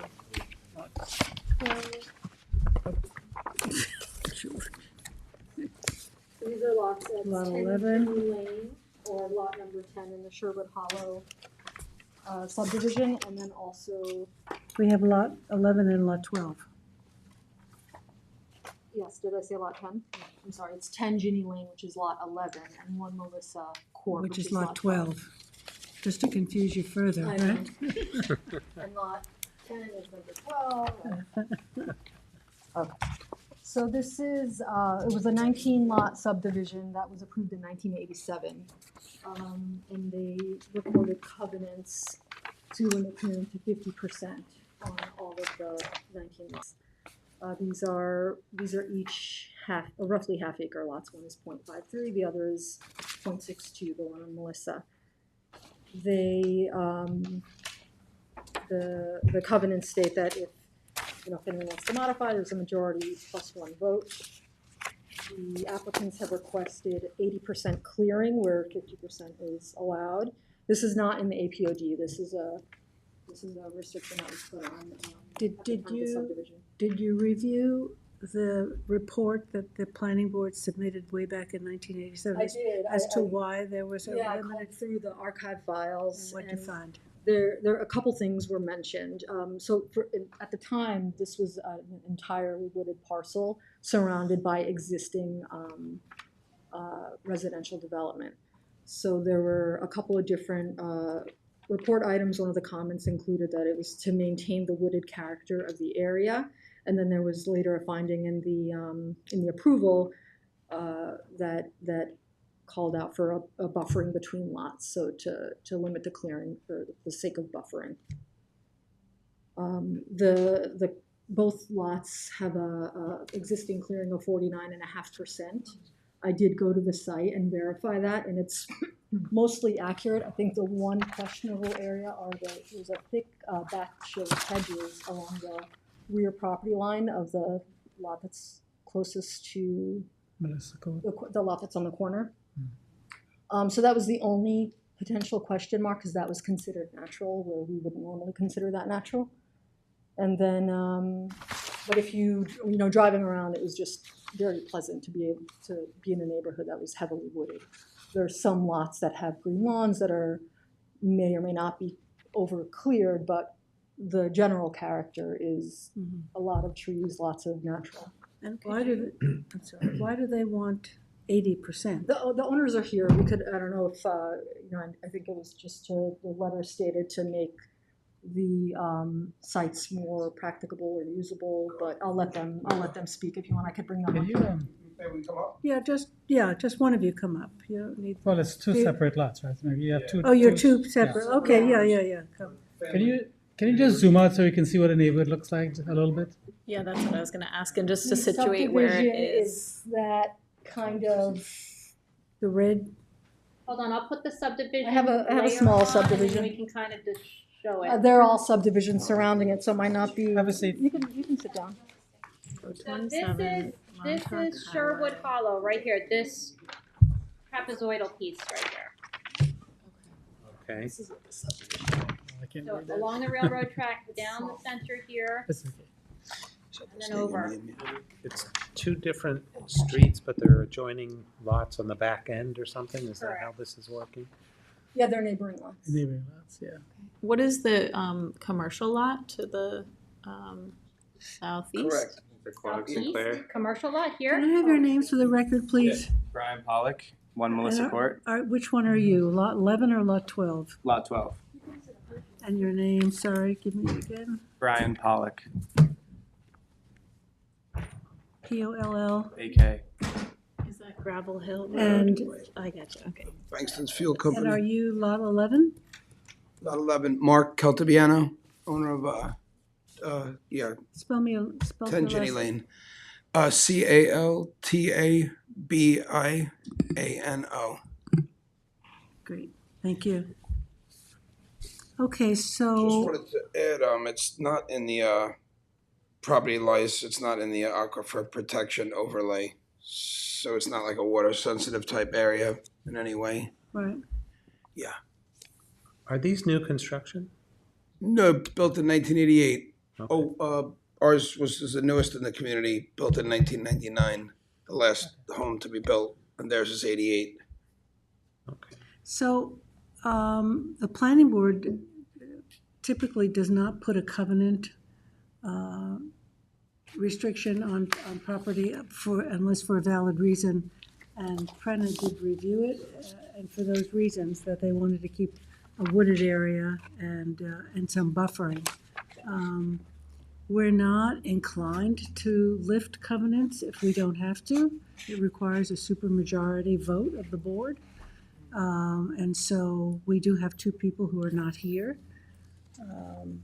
I'll let the rest of the board talk about it, but If we're I- trying to save trees, not cut them down. Hey, Oh, just Ed, I'm sorry, we Yes. own the property next door and we're planning on to make this one our primary. That would be 12 Jenny Lane that we own for the past 20 years, my wife and I, and my children, and this is my daughter Erica, one of my 3 kids. And so we had paid at the time a gentleman named Sean Barron through Mike Benacasa, who was the supervisor, who suggested that we get someone to help us with it at that time. And we had went for the 75%, and the folks voted us in because the lots are not so large, and when you want to put a pool and a driveway, and a little garden, veggie garden, and you want to try to kick a soccer ball, I mean, maybe if you got an acre and you want to go 50%, I can see that. But on a 0.52 acre, once you put a deck, this and that, there's no real room to frolic around or have little things that you might enjoy. That's really why we're requesting it. What size are the lots? Mine is 0.52, just over a half an acre. Half acre? Yeah. I think there's just point. 0.62. So they're about a half acre Yeah. each. Yeah, I mean. And the covenant that Mark is referring to, there was a covenant amendment done, that was in 2015 on the lot that's closest to that cul-de-sac, the one to the 12 Jenny to the Lane, north. yeah. So the property behind them. And the covenant was lifted on that? It was amended to be 25% instead of 50%. Yeah, my wife and I came before the board and they all said There haven't been any others since or before then. There was a site Can we, clearing. does that show on that aerial? This is the lot here. And couldn't you just clarify that 25 to 50? Oh, it's up Wh- there. What was the original It was covenant? 80%. 50% original. 50 on We're that? requesting 80 now. So it was not part of this subdivision? It It is. Oh, yeah. They It's called all- Sherwood Hollow, the It subdivision. had a yeah. 50% restriction, just like these two lots. And they came in for a 20 covenant amendment for an additional And that was 25%. So Those- up to 75%. Oh, I That have was approved, the, yeah. it here if you need it. I'm sorry. I brought all the stuff with I have me. a copy too. So, So you were allowed See everything. 75% clearing, was originally 50, thank you. If you want to maybe pass it around. Yeah. And have other properties No, asked for, none others have. There was a site disturbance that got started but never finished across the street, but no other amendments. and Seth, you've not had any you've not had any overclearing in this neck of the woods? What's the name of the subdivision? Sherwood? Sherwood Hollow. Yeah. It's not ringing a bell, no. I only found that because the builder that did it back then, it was with Ralph Warnken, KMA Builders, and Bruce and Ginny were the funders with the money. We actually bought their home with the second owners. They passed on 20 years ago, and then it was an estate sale that we bought it from. And so when I went through all the paperwork in the basement, this guy literally had everybody's lot size and all the products that he built. It was a Florida home, our home. And it said Sherwood Hollow, and that rang a bell because I really liked that name. And then I was thinking, like, because it's a little cul-de-sac, when we come in to the right, there's a little sump, like for the water, with the metal gate, and it's kind of, overgrown. But I was thinking that we'd have like a nice little sign with a light, like say Cormorant Point's got Cormorant Point, or little Stoller Boulevard is called Stoller Manor off of Ponquag. So I thought we should put some lights maybe and do Sherwood Hollow. It sounds kind of nice, but I mean, that's another whole conversation, but that's why I know it's called Sherwood Hollow, but no one ever calls it, or no one even knows it, but whatever. Soprano, that relief, the other property was done through the planning board? It was, yeah. Yeah, Sean Barron helped us expedite that back. I think it's here, what's gonna get passed around. It might have been 15 years So ago. you're asking for an additional 30% clearing on each lot? Not on the two lots. Just the two lots, yeah, not the whole community, that's No, the on the two, Right, on on the two lots, correct, yeah. And 30 each, right? 30 each, and retaining as much of the natural right in the back, but But you're not gonna be left with very much. Well, because then it's such big lots. I think it's about half of that area that we're requesting clearance to have a bit of a yard. Down the line, Well, it for looks us. like this lower lot's been cleared on the western portion, right by the cul-de-sac. that is Is that all your the lot? back is That's. This is the wooded portion. That's all like wooded. the driveway in the Yeah. front, and it's not cleared. There's not a blade of grass on the property as of right The now. front portion where the driveway sort of surrounds is quite full and natural. Yeah, it's all just And then wild a little stuff. bit along the side as well, that I verified that, and the street views show a pretty good view of that because they're pretty recent. There's no irrigation on that, Okay, on it's that property and no grass. Oh, you have street view, that's great. Oh, the big, large trees are beautiful. Hmm. Yeah, those trees we're keeping, and we want to keep. It's more so in the back. I have like a shaded survey here, if you want to take a look of kind of what we're looking to clear. That's what I was looking at too. Give ourselves a bit of a yard space if we want to start a family down the line and have. How many feet is that? Well, there's no dimension that I was really looking at. That maybe there could be some relief where you leave like 25 foot of buffer and give you, I don't know what that would amount to, but there's no actual dimension. This is 70 feet from the edge of the building to here, so looks like 35 feet. So about 25 feet. I live close by to the, so hi neighbors.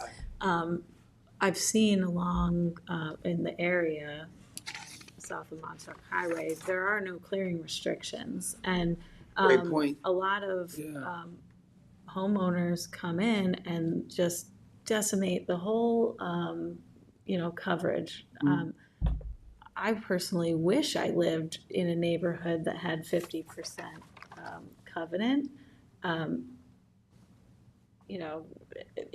I think it was very forward thinking when the neighborhood was created to establish that.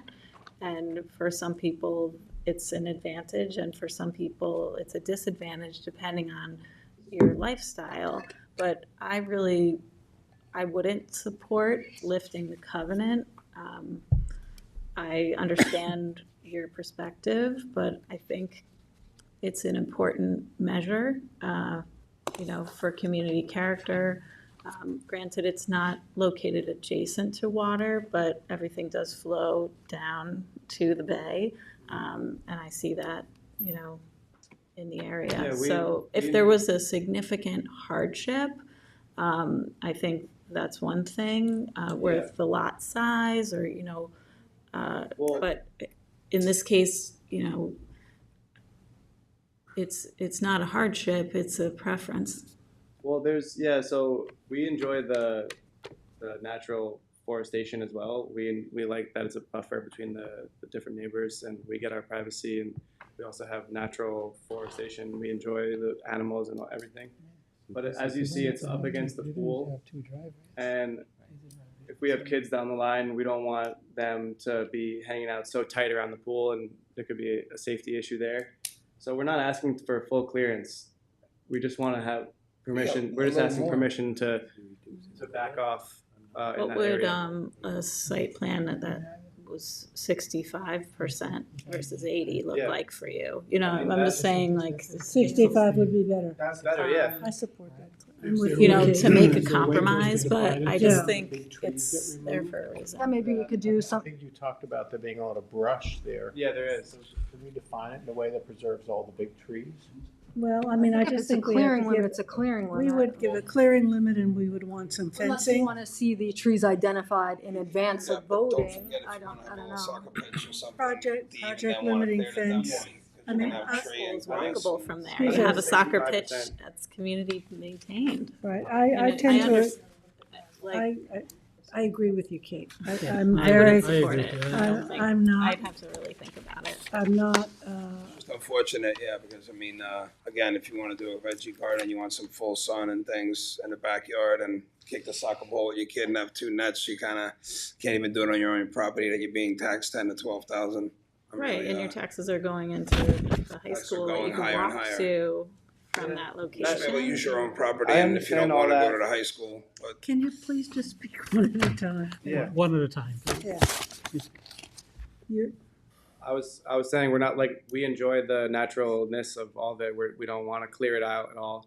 We're coming here asking for permission just to have, like you said, the 65 we'd be happy with. We just want to. that's a 10% increase over, you have 50? 15. We go to 60. That's Or 60. That would be fine with us. Like I said, we just want to be How able do to you have feel? a little bit of a yard. Let me just pull the board. George, Tom? I'm fine with that. George Because asked, but- I think you could also be creative a little, because like you look at this property here where, there's a second driveway which really doesn't need to be there. That can certainly be used, converted to lawn. Oh, right. It doesn't really go to anything except the back of the deck, back of the property. Right. But if they get some relief to allow them to do some clearing, then In the that gives you a little bit. rear, maybe but, 10. Technically, you can revegetate the front if you want, max it out, like every square inch, and then to get a little more space in the back, I don't know, it's gotta be some kind of. And, you know, again, it's your property, you know, do you need a second driveway? I mean, we had someone in not long ago who wanted, I believe, 2 or 3 driveways, one driveway to their basketball court. And we suggested maybe you could walk to your basketball court and get rid of the 3rd driveway. Yeah. So, you know, We're not maybe- doing anything like that. Like I said, we're just the 15%. Yeah, it's gonna be, it's gonna be one of those where we can give some relief, but, you know, kind of encroach, you know, I wouldn't want them to go clear, No. you know, just more. Just a encroaching. little bit with a project limiting fence, because it's clearing.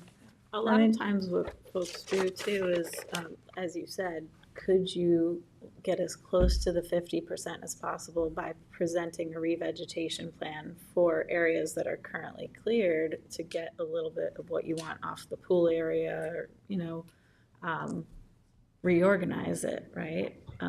But I still maintain it would take some great convincing. I would need to sit with this a little bit longer before being supportive of it. So just want you to be prepared for that. And, you know, Again, I'm gonna maintain that it's not a large lot, a half an acre, No, if we you folks know look, property, it's. we understand. years ago with those conditions in This place. property I just bought a month and a half ago. With those conditions in place. Absolutely, but that's why we're here requesting what, you know, for our lifestyle to enjoy some veggies and plants and be able to kick the soccer ball Doesn't right. look like, it doesn't look like you have Doesn't look like too it's gonna much happen. support on the board for a covenant amendment. You know, I mean, a covenant is a covenant. Big deal. And they're there for a reason. Let's take another look at what a 10% increase would be along probably the back line. For the second lot. Right, and as George spotted, you know, there's a whole bare section there where it's being used as a secondary drive or path or driveway. For the cars are parked right now. So if they could re-veg that. Oh, you use that as part of what you plan to do with your lawns and Yes. you have one driveway up to the north side. Yeah. You know, use that for your, you know. Whatever that is, for if you can, lawns or if you your can vegetable calculate garden. that. That's pretty clear Right. for a vegetable garden. I have Seth, what would they just calculate what that area would be?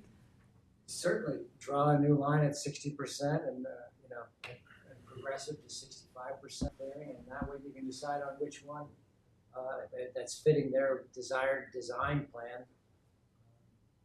And what about using the portion that's already cleared? Certainly is an avenue. it's cleared for already. revegetation. So we can, it's cleared we can have already. a sort of a proposal survey done and have the board look at that. Oh, and Kate brings up a good point, because it's the character of the subdivision, and that's That's what right. everybody bought into. Would the board want a public hearing? Let's see what we're looking at. At that point, I'd be out, cause I'm not, yeah, I mean, I just, it's not, for me, like even a 10% is just, yeah, Not for you. not, yeah. I just have a question. But I know Whatever they feel, think so much, we not bought- worth the effort.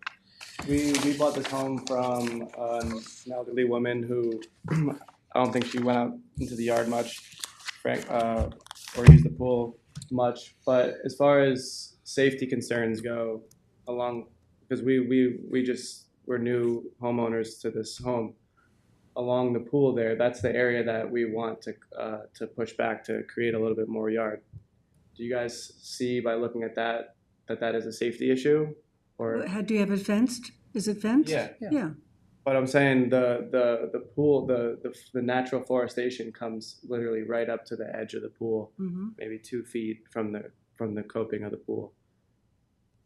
So Well, you got ticks, you got the sunlight in the pool, those are the issues that you really wanna clear someone back. swimming in the mold pool, over your house. because I know, I mean, I looked up, you know, reasons to, when you propose these type of things, and safety was one of the ones that was mentioned.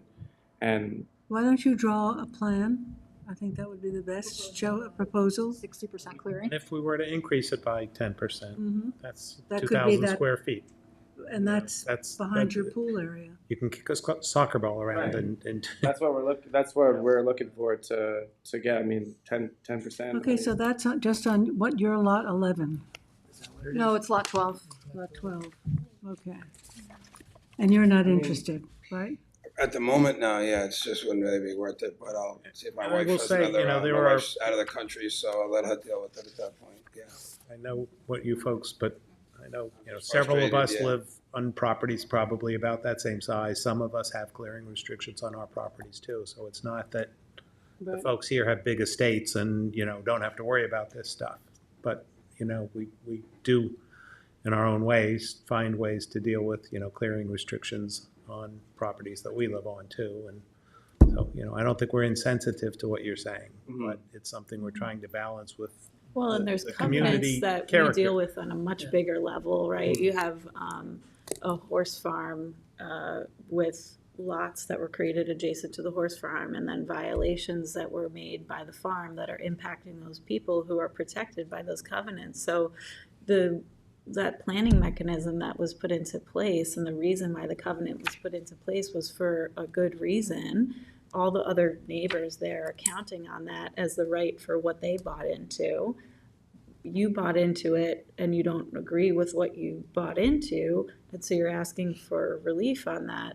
But it does impact the majority, a big majority of the rest of the neighbors. So those are the things that we have to look at in terms of the intent behind the original declaration or covenant that was put into place, and where we are now and what the circumstances are. And in fact, as Kate said earlier on too, that this actually was very forward thinking of the board. In fact, we have been talking over the last 2-3 years about actually finding ways to protect vegetation on property now where it's not in an APOD.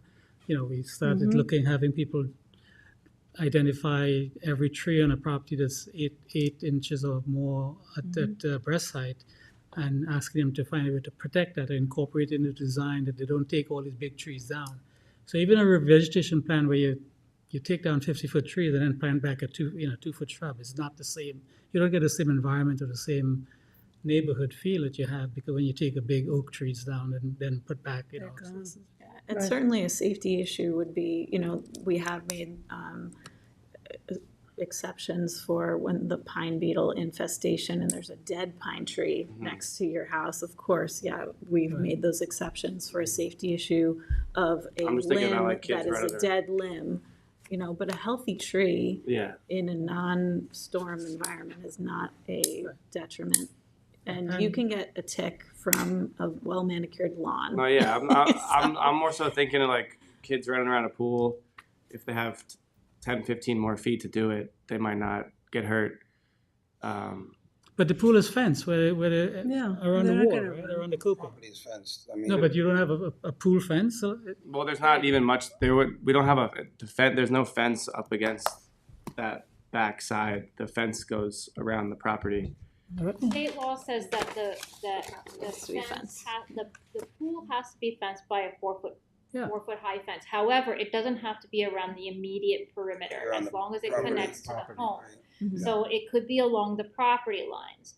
But I think what the board is saying is that if you come back with a plan that shows 60%, right, and you say, okay, well, this is not really that much, right? It's only like 5 feet width, right? You can say, okay, well, if we give you this area next to the driveway up here and we get rid of this circular portion of the driveway, and that gives us another 10 feet back on the backside, that might be something that they might be willing to consider. So you might want to come up with 2 different plans to say, okay, this is 60, and then this is 60 plus revegetation to get us a little bit more space. That's something that the board can consider and say, okay, we like this plan, or let's compromise somewhere between the 2 or something like that. I think they're not unwilling, it's just that we got to be a little creative. Yeah, I think staff can also refer you to landscape designer that can really look at that, because we do see it a lot where, somebody says, oh, I need to have a little bit more space on this side. Can I revegetate this side so I'm still meeting my 50%, or, you just show unnatural, like if you plant stuff, isn't that unnatural compared to the natural forest that's They'll there? make you put back native species back in there. That's what they're gonna want you to do. It's like bayberry, sassafras, things that were already in the area. Exactly. Revegetate with the No native. ornament. I mean, I just, as a last note, and then we have to move on. I mean, the value of trees really needs to be looked at. We're working on a tree ordinance to preserve what's left. I mean, they are carbon trapping mechanisms. Your kids are living in a very healthy environment here. You're very lucky to have trees like this. Do agree on that, Very, 100%, very but lucky. trying to utilize the property for your And personal enjoyment. well, you might be Tough, able to yeah. utilize that. Creative. Yeah, You can do it. yeah. You can All right, come back so with a creative plan. come back with something, work with Brenna, and we'll see what happens. Sounds Okay? good. Thank you. Thank you. Thanks for coming. Yeah, thanks for your time, appreciate it. Thanks for coming in. All right. That's for. Oh, these are for the pile, I need them. These are the two, did you bring some too? I gave that back to you. Oh, I think Something right there, what is it, much 8.5 by 11 with like a sketched area? I might have it. Yeah, I didn't know. Oh, what, the hand sketched one? I don't have Is that. that the one with the shaded area?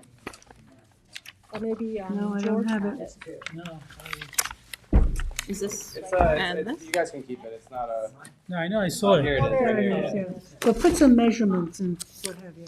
Yeah. I can All right. you guys out. Brenna can help you. All right. Cool. Brenna, are you going on to David Goodman? Have a good day. Take care. Thank you. Thanks a lot. Guys. David Goodman is tree applicant. The agent, the owner's agent couldn't be here. The action deadline is for the 24th. So I could just distribute it today, if that's all right with.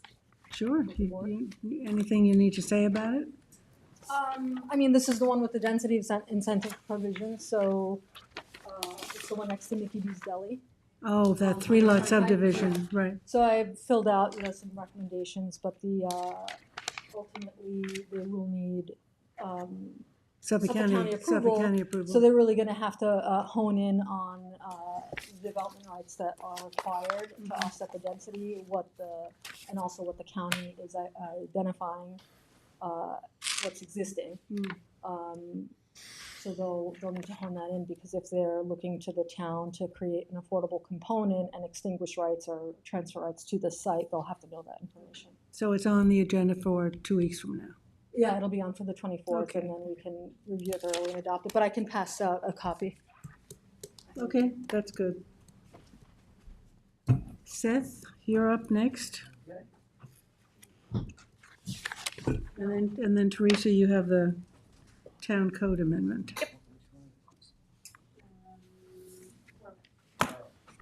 The core width is off, actually. Okay, my turn. Core width is off, Yeah. okay. They didn't make it. Number 11 is off. Okay, so then Teresa, you want to go right into the referral? you. Okay, so the town board is amending chapter 143, which is entitled Licensing of Home Improvement Contractors, to clarify the procedures and streamline the process for licensing and appeals of licensing. Oh, no, So here it I is, have sorry. drafted a resolution. The planning board doesn't really have any purview and review of licensing, so I just drafted a resolution saying you have no comment to offer regarding the proposed amendments, as it's not the purview of the planning board. Was the licensing review board dismantled? I think I heard that. Did hear that? I Used to- don't, I don't honestly know. Okay, no, I mean, I used to see them meeting I regularly. don't think they do. I think I they haven't have been dismantled, but I think this is the process to get the licenses and you know, if there is an issue, to resolve the issues. But again, the planning board doesn't really have anything I to would do just with say, that. like, in terms of implementation, we've now put conditions or, notes on the site plans for overclearing, and that's a consistent issue.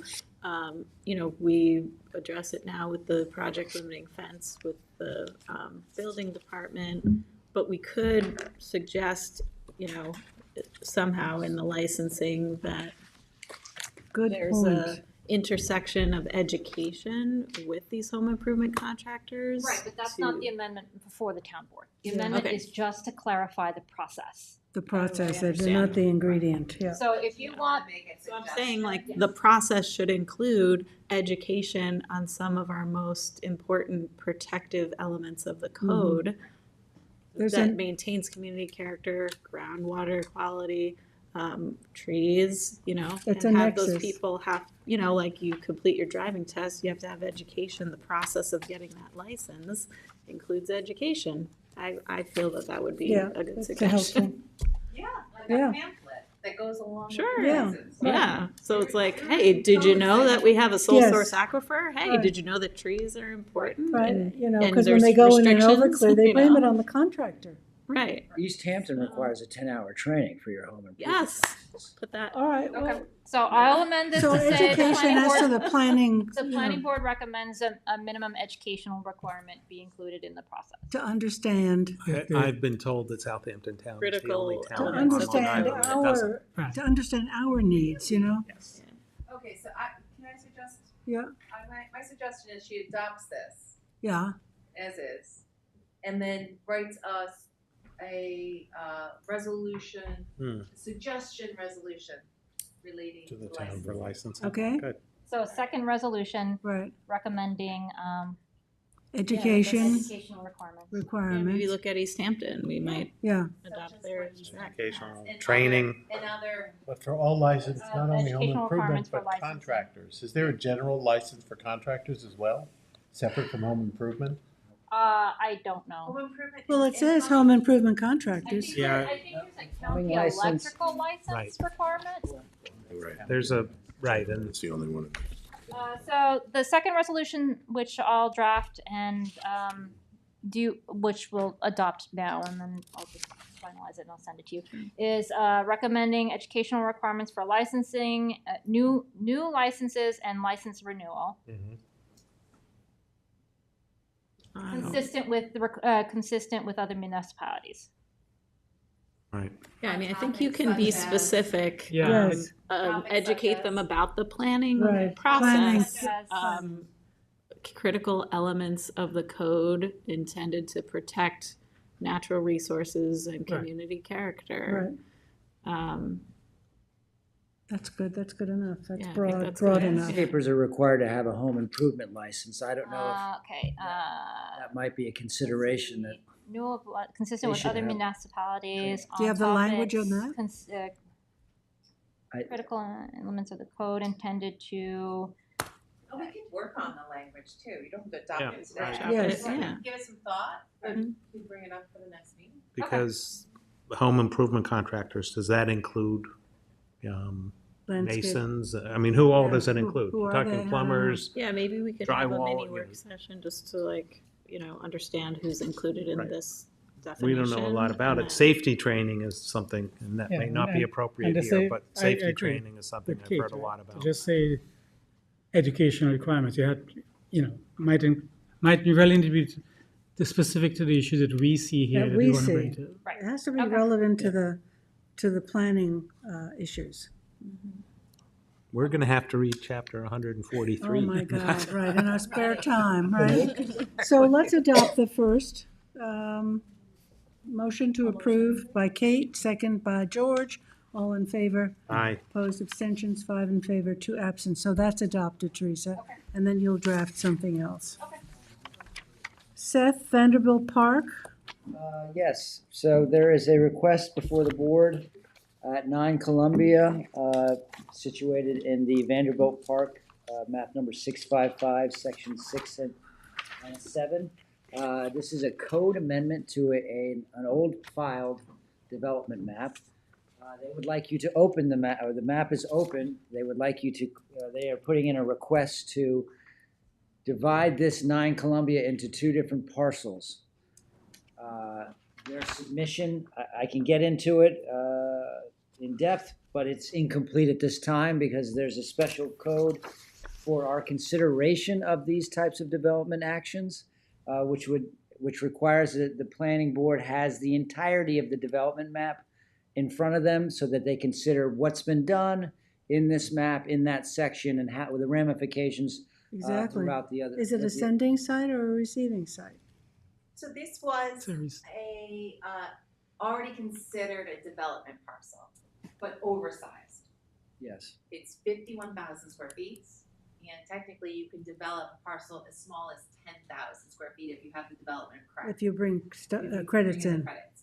So in this case, they would be splitting this into 2 lots. One lot would have to have some development credits to be transferred in for it to facilitate another one. The map has about 10 development parcels in it. It was opened in 2018, and this would be an amendment to consider an additional lot in there. It makes sense because there's infrastructure. And these are normal size lots, and there should be credits in this will be credits. area to be able to transfer in. So he just needs to. This is a newbie, a person who doesn't know the process. He just needs to provide a map for your consideration. There'll be a public hearing, Yes. and then you Right. can amend it if you think it's wrong. It does meet the basic. So you have the full map of the old Yeah, file they map? sent in a standard kind of subdivision map, and I had immediately thought, okay, I was doing a subdivision, but this is Yeah, old file. much different, Old old file map. filed. Yeah. And we had sent him an idea of what was done in another section of that map, that they're Right. going to submit a new, larger overview of what they're trying to achieve. And is that lot that big lot to the left? Yes. Is that the lot that's going to be under consideration at some Right. point too? Right. Taking access off that road to the top. Yep. And this lot, and I know we're early in the process, but if it's 50,000 square feet in an R40 zoning district, you'd be creating two substandard lots, right? Right, but they're not That- substandard in the idea that they're Old file map. old file maps. 'Cause they're old. And so when you do That- that, it would be, it's an old file map approved section, there's a certain Right. thing and. Some Development different rights. criteria. You have to bring development When rights. the Development credit rights. comes in, it's like you're doing a cluster. You're clustering the map, the development from one area to another. That doesn't have the infrastructure to develop it. It's, in this case, they would need about 29,000 square feet of development rights. So about 3/4. Okay. Where do they get that from?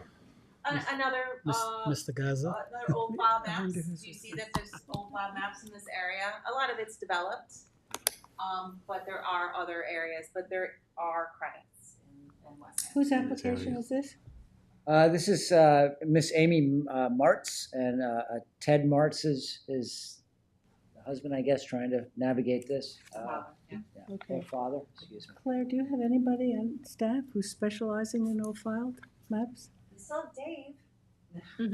Davis. You need to get somebody else trained up. Yeah. So 'Cause Anthony it- and I are doing old file maps. Okay, because and it's a then real we're- specialty. We're Yeah, guiding. yeah. So I can tell you 243 -3 is the code that I'm familiarizing myself with. It's a whole nother realm of the planning division's work. So at any rate, at this point, we don't have to delve too deeply as it is incomplete. Okay, so motion to deem this incomplete Motion. by George, second by Kate, all in favor. Aye. Opposed, abstentions, 5 in favor, 2 absent. First Blue East, Claire. Are you have your other one? I do have a completeness for a pre-application You have subdivision. one more? I do, Just one? Where? if I may. Where is it? I don't see Should it. be the 26 Mill Road. Yeah. 15, number 15. The next one, Oh, number 15. 15, yeah, okay. I thought that was incomplete. What am I looking at? Number 14 was the, no, you're right. 13, 13 was 14 incomplete. is the Little Ridgeo Horse Farm. 13, Vanderbilt 13 was Park the one was we looked at. incomplete. Vanderbilt Park was 13. Incomplete, okay. 13 was incomplete. Okay, so number 15. So now you're on 15. Now I'm at 26 Mill Road. This was part of a subdivision map of Ann Polion and Helen Palmer, Division 2.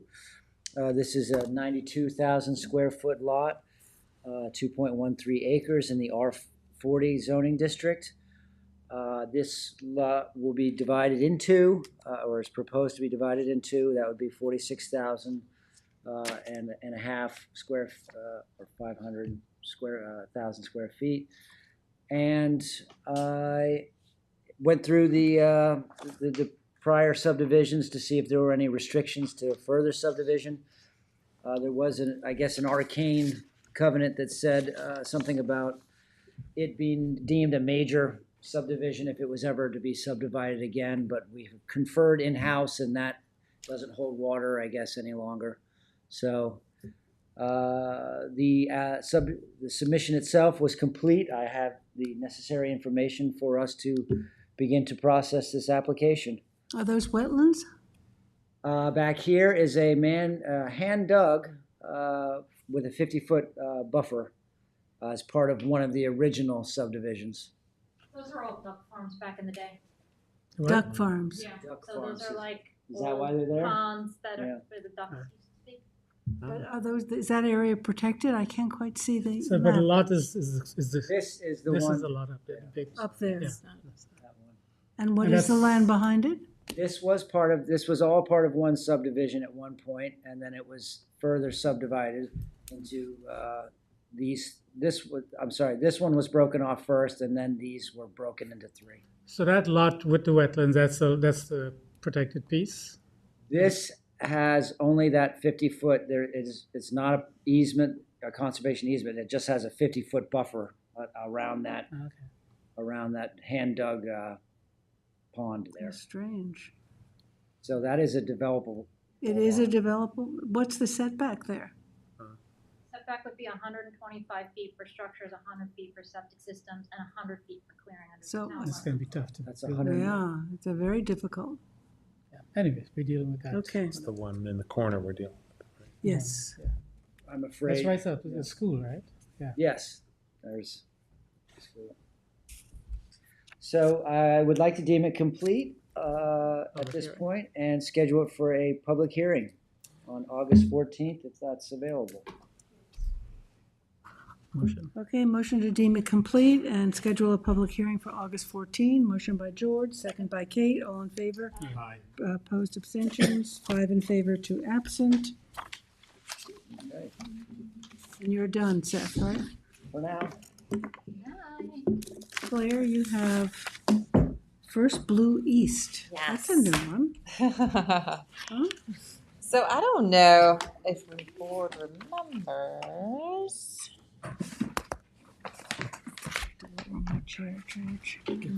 Down? Yeah, just down a little bit. Settle Hill Road is a horse farm that's pretty visible as you go. It's in Bridgehampton. It's got many names to it. It was originally approved under Scuttlebutt Farms, and then it became Jolie East, and I don't know, lots of people owned it. Where is this? Scuttle Hall. Scuttle Hole. You're in Bridgehampton. You're almost, you're Yeah, yeah. almost to the turnpike. South of the Fair Hill subdivision. Okay, south of. Okay, right. So the application is to build a tennis court accessory to the horse farm. And I say no way.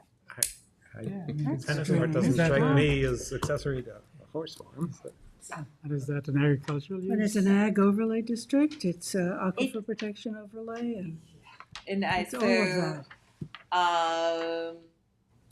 I mean, it is, the easement's a little funky, and it does say recreation, but that's not recreation. That's a structure. I think they run a That pony, interferes with the horse farm, as far I as think I'm they run a pony farm out of there. Probably. So maybe they want to give tennis lessons See their as well. signs, right. They have their signs stuck Signs in are the posted ground. right there. Right. It's the use is not permitted. So I have a resolution.